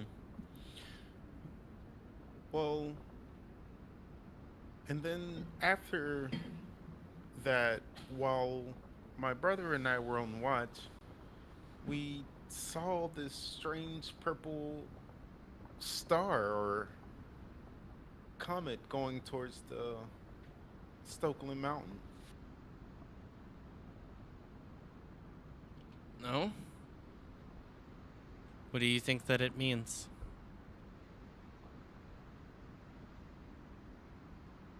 I fear it may not be anything good, but it's still too young to tell. Do you think it actually fell in the Stokelet Mountains? It seemed that it was going in that direction.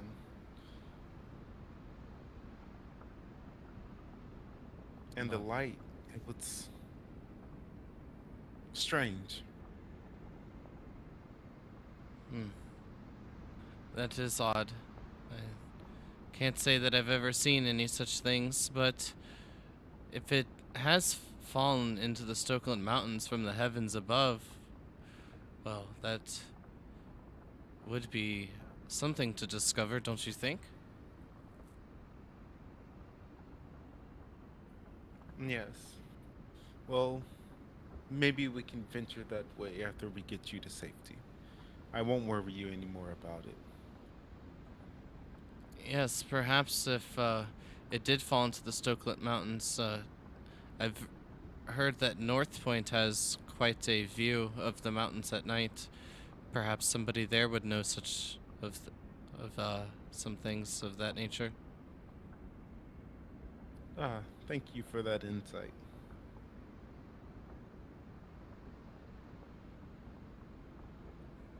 You're welcome, Lady Cryptilly. I'm glad that I could be of some service. It does seem that these roads are quite treacherous, and without each of you, I definitely would. I think I'd still be with those bandits.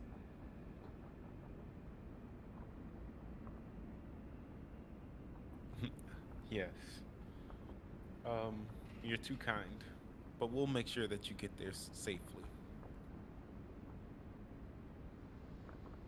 She'll just give you like a little smile and nod.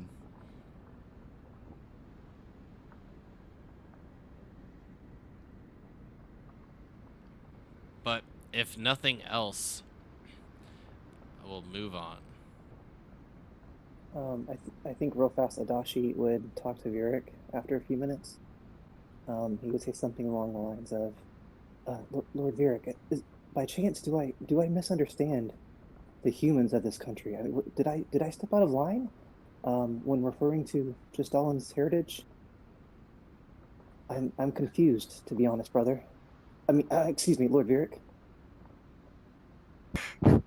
No, you're fine. The Stalin's just a little sensitive, we'll say. It's the human in him. Okay, okay. I was pretty sure humans were beneath us, but now that I've heard it straight from you, Lord Vieric, I won't forget. Thank you, my lord. And he'll spend the rest of the time, I guess, studying his spell book that he got from Ohan, and not thinking of a way to apologize to just, which I was originally planning on doing.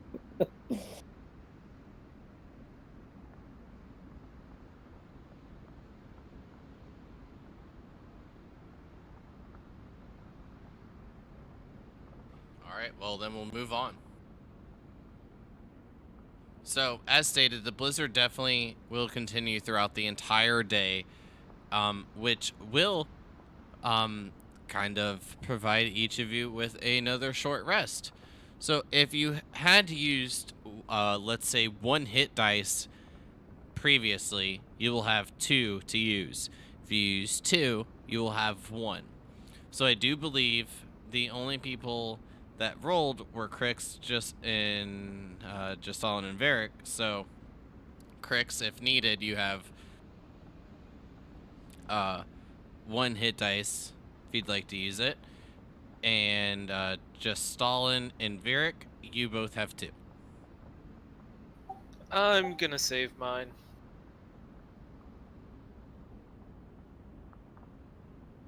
Sidetracked. Yeah, I'm gonna keep mine. Yeah, might as well.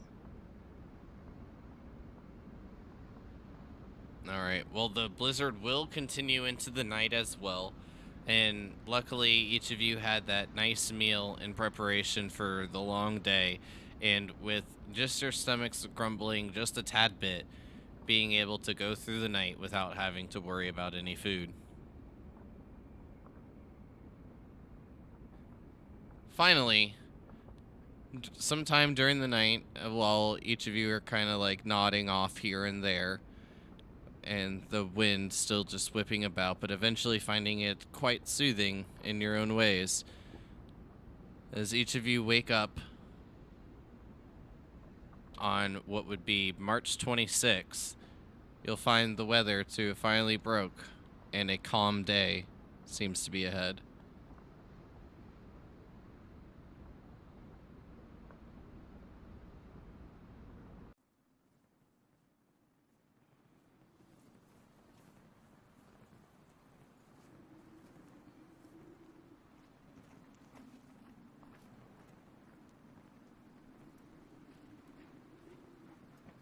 So May gets out of the tent and does like a lot of big stretches.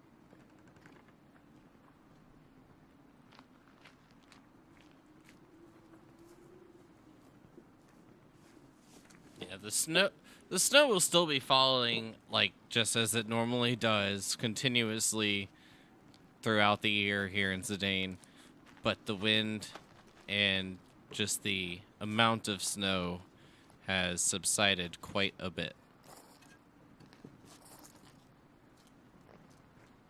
May, as you kind of like take a stretch and like look about, you'll see that the creatures that you had slain in the couple, well, what is now a couple of nights ago, are very covered in snow, very little bits still protruding.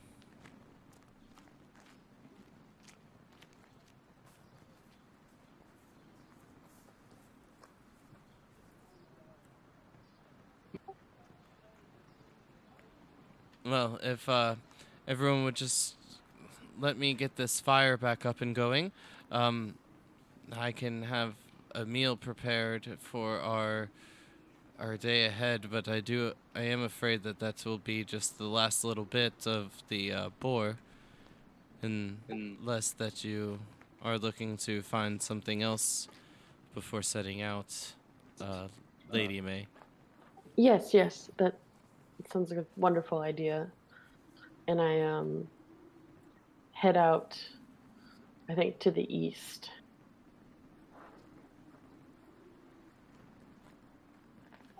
While breakfast is being cooked, Crix will start breaking down the tents and things like that to conserve time. Perfect. Is anyone going to go with May? Go. I don't have the range capabilities, but I'm pretty good at tracking, so I can see if I can contribute. Sounds good, brother. Let's do this. Okay, so will Can I each of send Little you May? give to me go a with- survival check? Sorry. Can I send Little May to go with Big May? Yeah, you can use it to keep an eye out. Cool. So you'll be able to like kind of follow the tracks and pick up like a game of small snow hares. Finding 7 of them, it will be sufficient for the day. Perfect.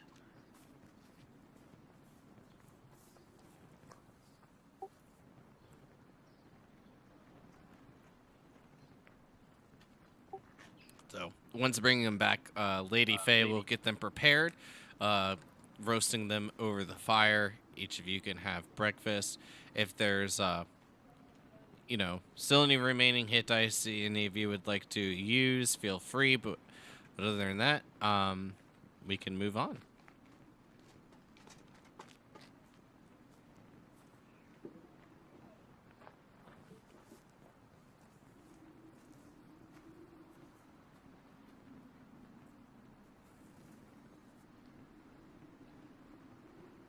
Well, I will take it that each of you are good then. And we'll move on.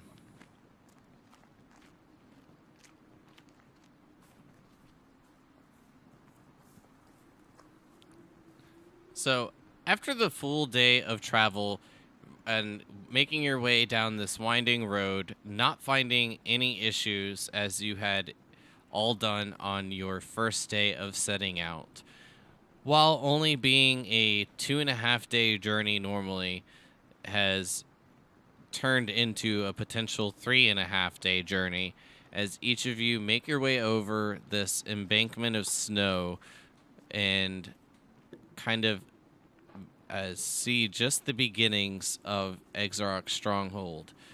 The largest building in the center that you know being the town hall, emitting just a bit of smoke, is all that comes into view as there is a low fog coming in from the sea.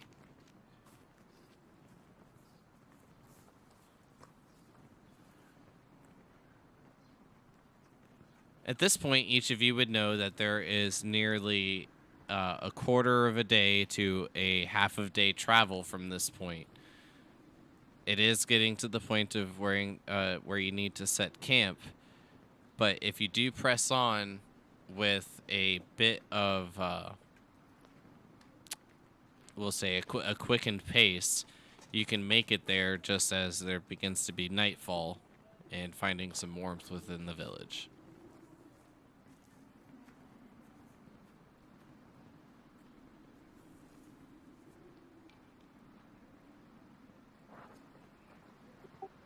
I say we push ourselves, even if we get there late. Our goal is within reach.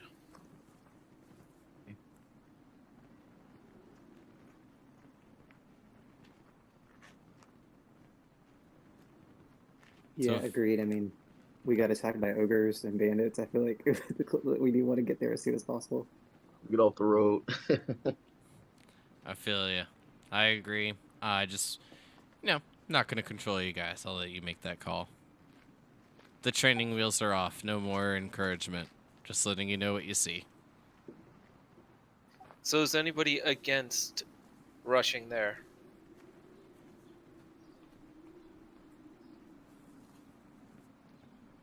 As long as that you all think that we can make it there before nightfall, I am not opposed. This road has been quite, well, the treacherous thing to make our way about. Yeah, let us press on. Don't think there's any reason to stay here. We've dealt with problems in the dark before. Why would it be any different now? For me, like,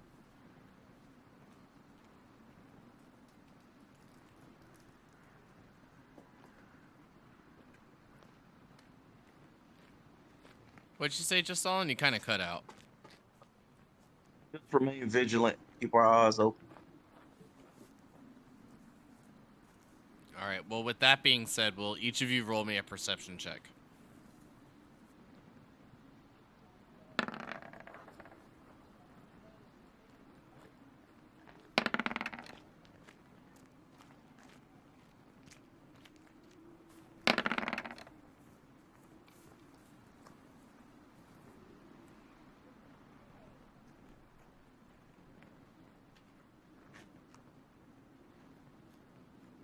Well, other than feeling just that, like, natural warmth beginning to, like, build up inside you as, like, you think of roaring fires, nice warm beds when making your way back into, like, a civilized manner.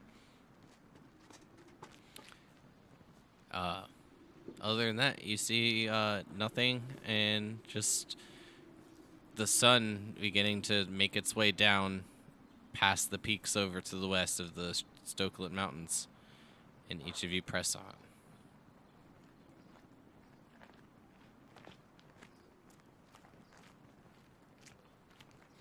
So just about the point where the sun is going down, only a little bit of dim light remains. You make your way up to what you all know to be Exarch's stronghold. As you make your way, you see a somewhat tall wooden wall surrounding the stronghold, set up in a bit of a defensive manner. Each of you would know from your studies this to be one of the main footholds set and built when beginning to conquer Zidane from your ancestors. That is, when your ancestors came here over 1,000 years ago, in order to spread the elf manor amongst the world of Elista. But other than that, nothing too out of the ordinary. You'll see 4 guards set just outside of the walls, with an open gate leading into the wooden structured town, and you can see a bit of smoke plumes coming from the majority of the houses as you are making your way up. So each of you get a bit closer and are within earshot. You will hear one of the guards shout out, "Hail!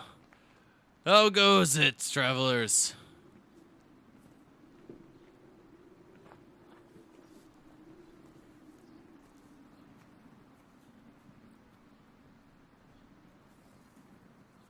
cold.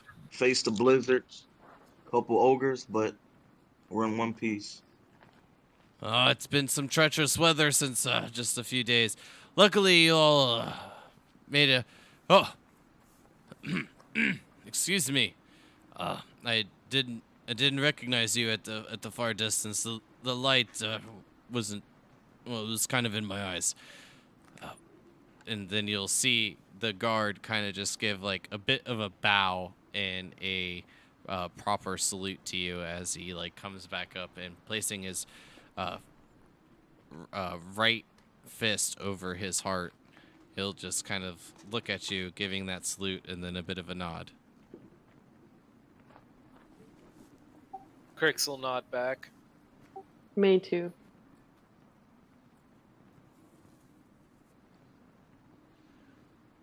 Adachi does the same bow. Stalin just nods. He's not used to such formalities still.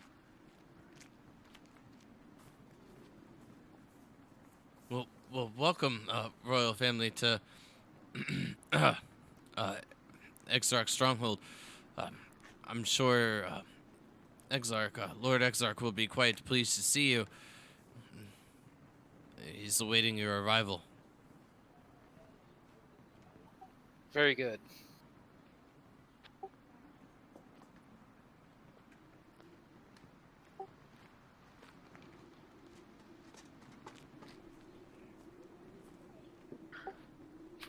Lady Faye, you must be exhausted.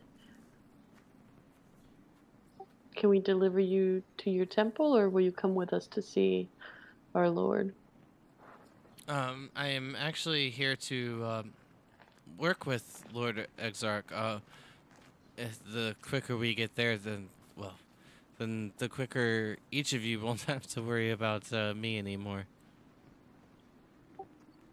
Well, surely the quicker we'll get to a warm fire and some hot food.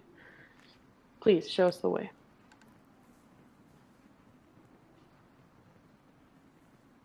And she will begin to lead the way. As you each make your way through like these streets of Exarch Stronghold, you'll notice that the population in this area is not what it is in Blight. Not even a quarter of the people populate this city. As you kind of take a look around, seeing a like here and there decently built structures, all made of wood, but more often we'll note that there are run-down structures, holes in roofs where you can see snow falling in. Even though that there are smoke plumes coming from that in particular house, some of the houses not even having doors or any sort of walled protection here and there from the outside elements.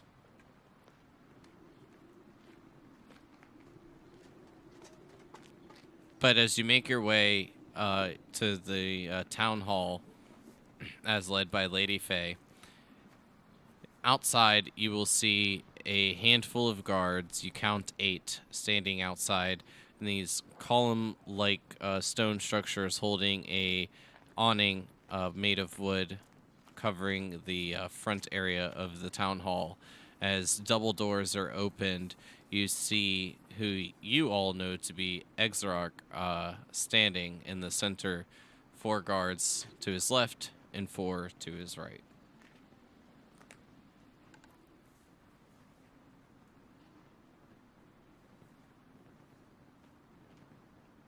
Now, while all of you are very familiar with this gentleman, being quite close with your father, but not quite finding himself on the royal court, you will know that he has been in place as lordship here in the stronghold in order to see over the people and make sure that what is considered a sacred foothold in the country of Zidane to be well kept. It does seem that this town has fallen on some unfortunate times, however, since your last visit.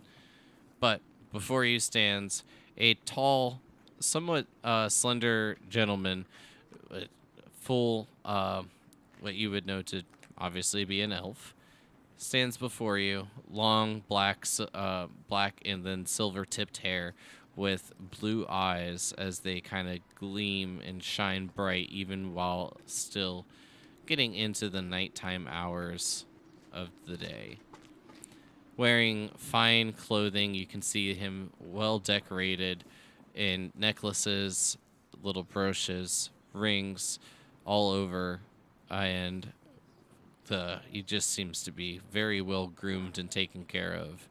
In his hands, you do see a small lockbox as he smiles and greets each of you as you make your way up to the steps of the town hall.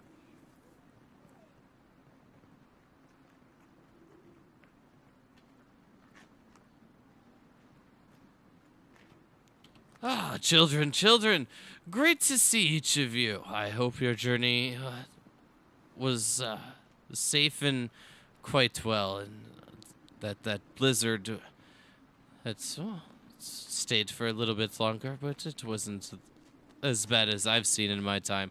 I hope it didn't find you at any trouble. We only faced minor inconveniences. Oh, what do you speak of, Lord Crix? A few bandits, an ogre or two. Nothing too much.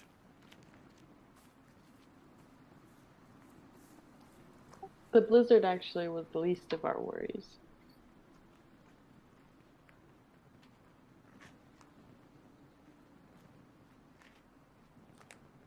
Well, you said bandits and ogres? Ogres as well. Oh, I'm sorry. I thought you had included both. Like, we have had a bit of trouble with bandits off to the west of here. And, I mean, just a tad south. Not more than a few days' travel. Just before the Stokelet Mountains. But ogres, is quite troubling. Well, you did hear right. It was both. We met some bandits on the road just out of Blight, just north of Blight. And then about halfway between here and Blight, we were attacked by ogres, 2 ogres. Would you say that they're in this region? I'm sorry, you cut out there in the beginning. Asking if the ogres would be rare to see around this region.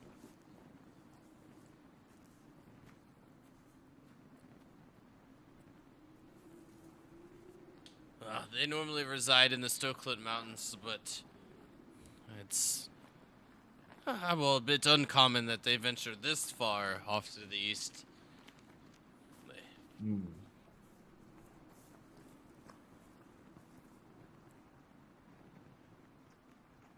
Perhaps they're in search of food. Maybe things are dwindling and falling out there in the Stokelet Mountains.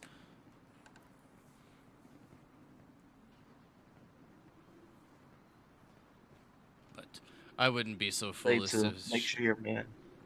Oh, sorry. I was just gonna say, Make sure your man on board. go ahead, I apologize. I was just saying to make sure that his men are on guard, or they keep an eye out for that. If they don't usually come this close to the stronghold. He'll just, like, go, Well,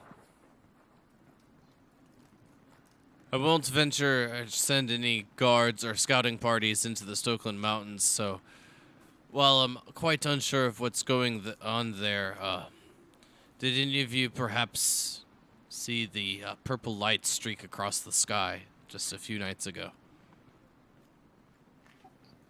Indeed, I did. Yes, me as well. I was actually just telling Lady Faye about that. I was hoping to see if either of you or any of you for that matter, know what in the nine hells that it is. I haven't the faintest, just that it's not normal.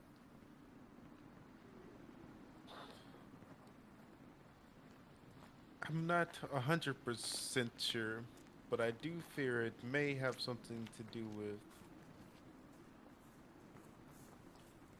the dragon Cillian.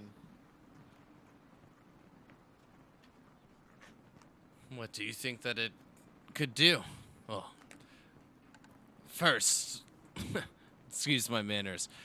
Please come inside. I do have a gift for you, as he kind of like gestures up the lockbox that he's holding in his hands, and then, while clutching it in one arm, motions each of you inside. Let's get warm by the fire. It is getting quite late. The night air will begin to be quite chilly.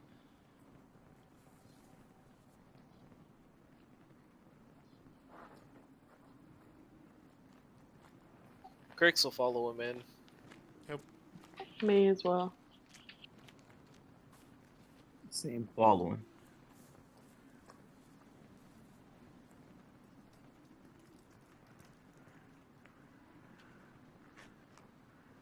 All right. So, with finding ourselves in a nice safe area following Exarch into the town hall, this is where we'll call tonight's session. Mainly because I know a few of you may or have some questions and want to roll, and I would like to obviously have that on stream for reviewing purposes and just for funds. But each of you will earn enough experience to get to level 3. Yay! Ooh. So currently, from my last update for each of you, you were at 550 out of 700.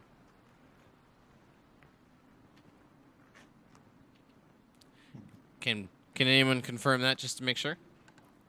I remember hearing that last week.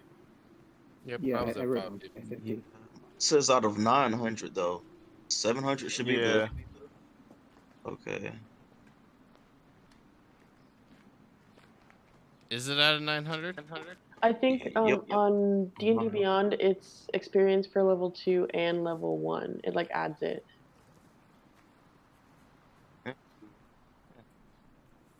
So is level 1 200 XP?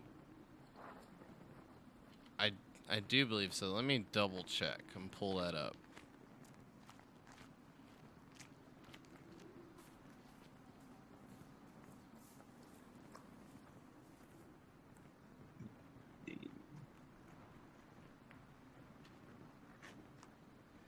Because I remember when we just leveled up to level 2, I believe we were at, let me see. Would that have been 300 when we got to level 2? Well, right now I see 3 to 900. It's from 2 to 3. Hmm. I don't know.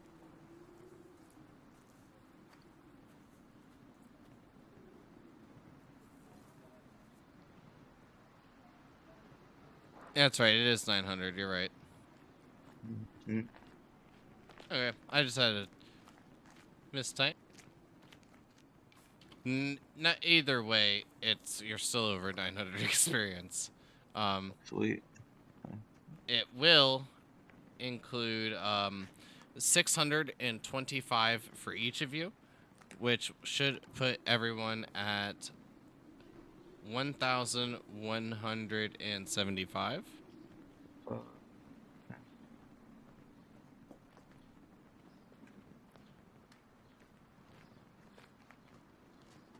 And then for the next level needed will be 2,700.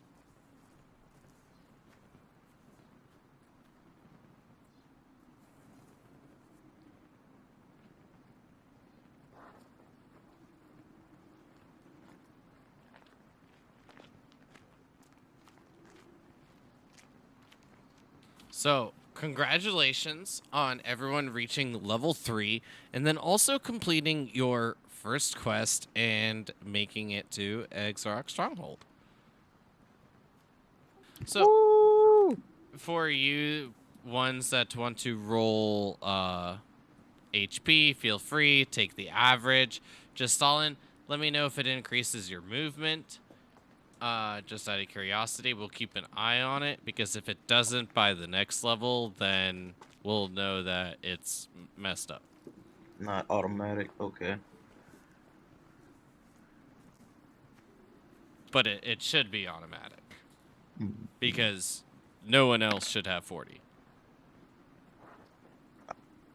Gotcha. Okay. Oh, Cryptilli rolled the 2. I was going to say, Crix, I'm just letting you know, when he rolled the D10, the 2 came up on the dice. Yeah, that scared the crap out of me. I was going to say, you lucky So- bitch, it counted the 7. So that'll be a 7 plus my con mod will be how much my HP goes up. Correct. Sweet. So that's 10 more HP for me. Yes, Cryptilli, unfortunately, just the 2 on the dice, my friend. But you did get max HP last level, so you're about average. Yep, nope, that works out for me. That's why I like rolling. Same. You remember my fighter where I was rolling for HP and rolled bad like every level? Up until level 4. Yeah, so I had like 28 HP as a fighter for level 4. Or like something like really low. It wasn't good.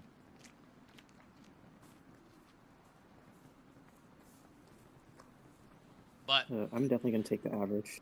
I don't blame you. But rolling is much more fun. What I will say, though, is while each of you are updating your character sheets, is there anything anyone would like to say before we get out of here and sign off for the night? And are there any more rolls for HP? Did we use the hit die for that, or? Yep. Because I don't know if I would have a D8. Oh, okay.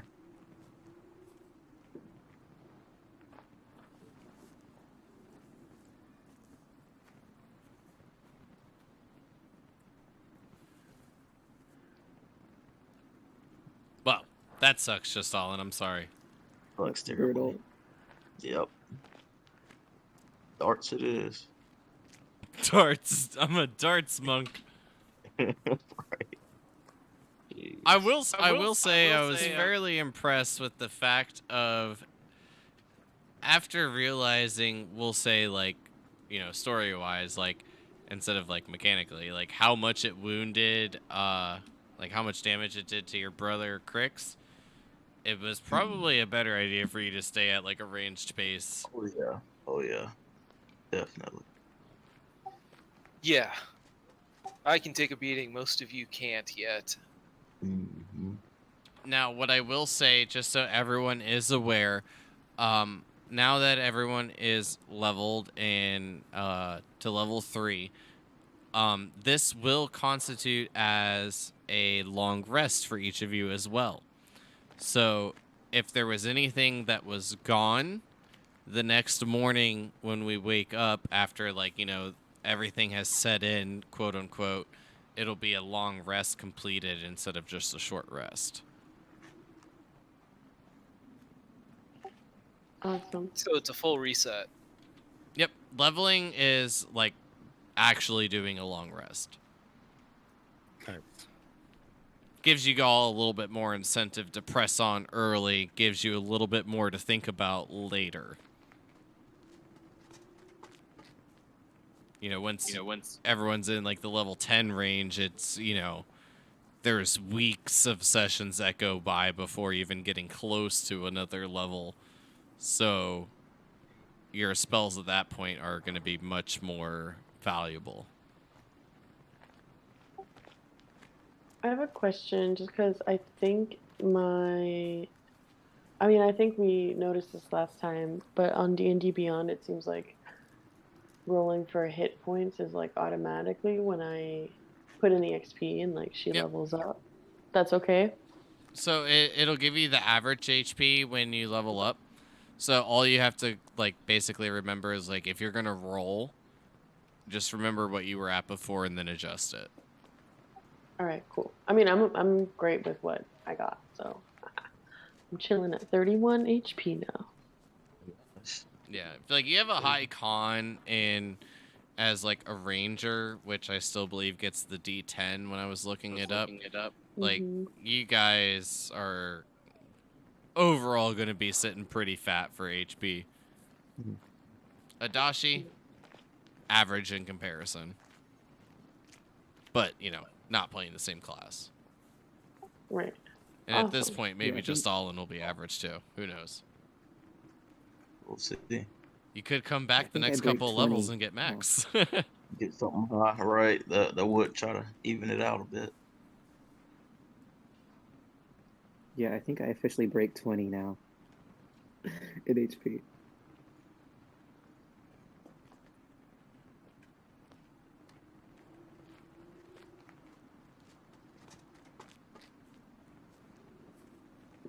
Actually, I lied. I think I'm going to be at like 19, so not quite. Boo, liar. Well, with that, I do hope everyone enjoyed tonight and had fun in tonight's session. And I do thank everyone for stopping by, checking it out. I do appreciate the follow that we got tonight from Fables RPG. Do appreciate that.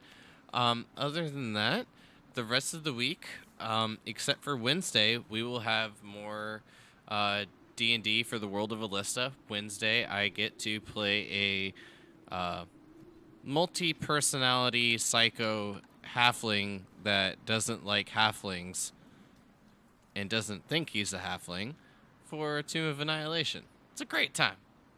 Character's great. Changes personalities all the time. Other than that, if you enjoyed tonight, drop a follow. And if you're feeling extra generous, you can check to see if you have a Twitch Prime sub available and drop that as well. It'll help support the stream and other content that can go into it. More art and other things of that nature. Same thing for the YouTube. Helps out a lot. Other than that, hope to see some of you all back through the week. Bye. Bye. Bye. Bye. Later. Bye. Later.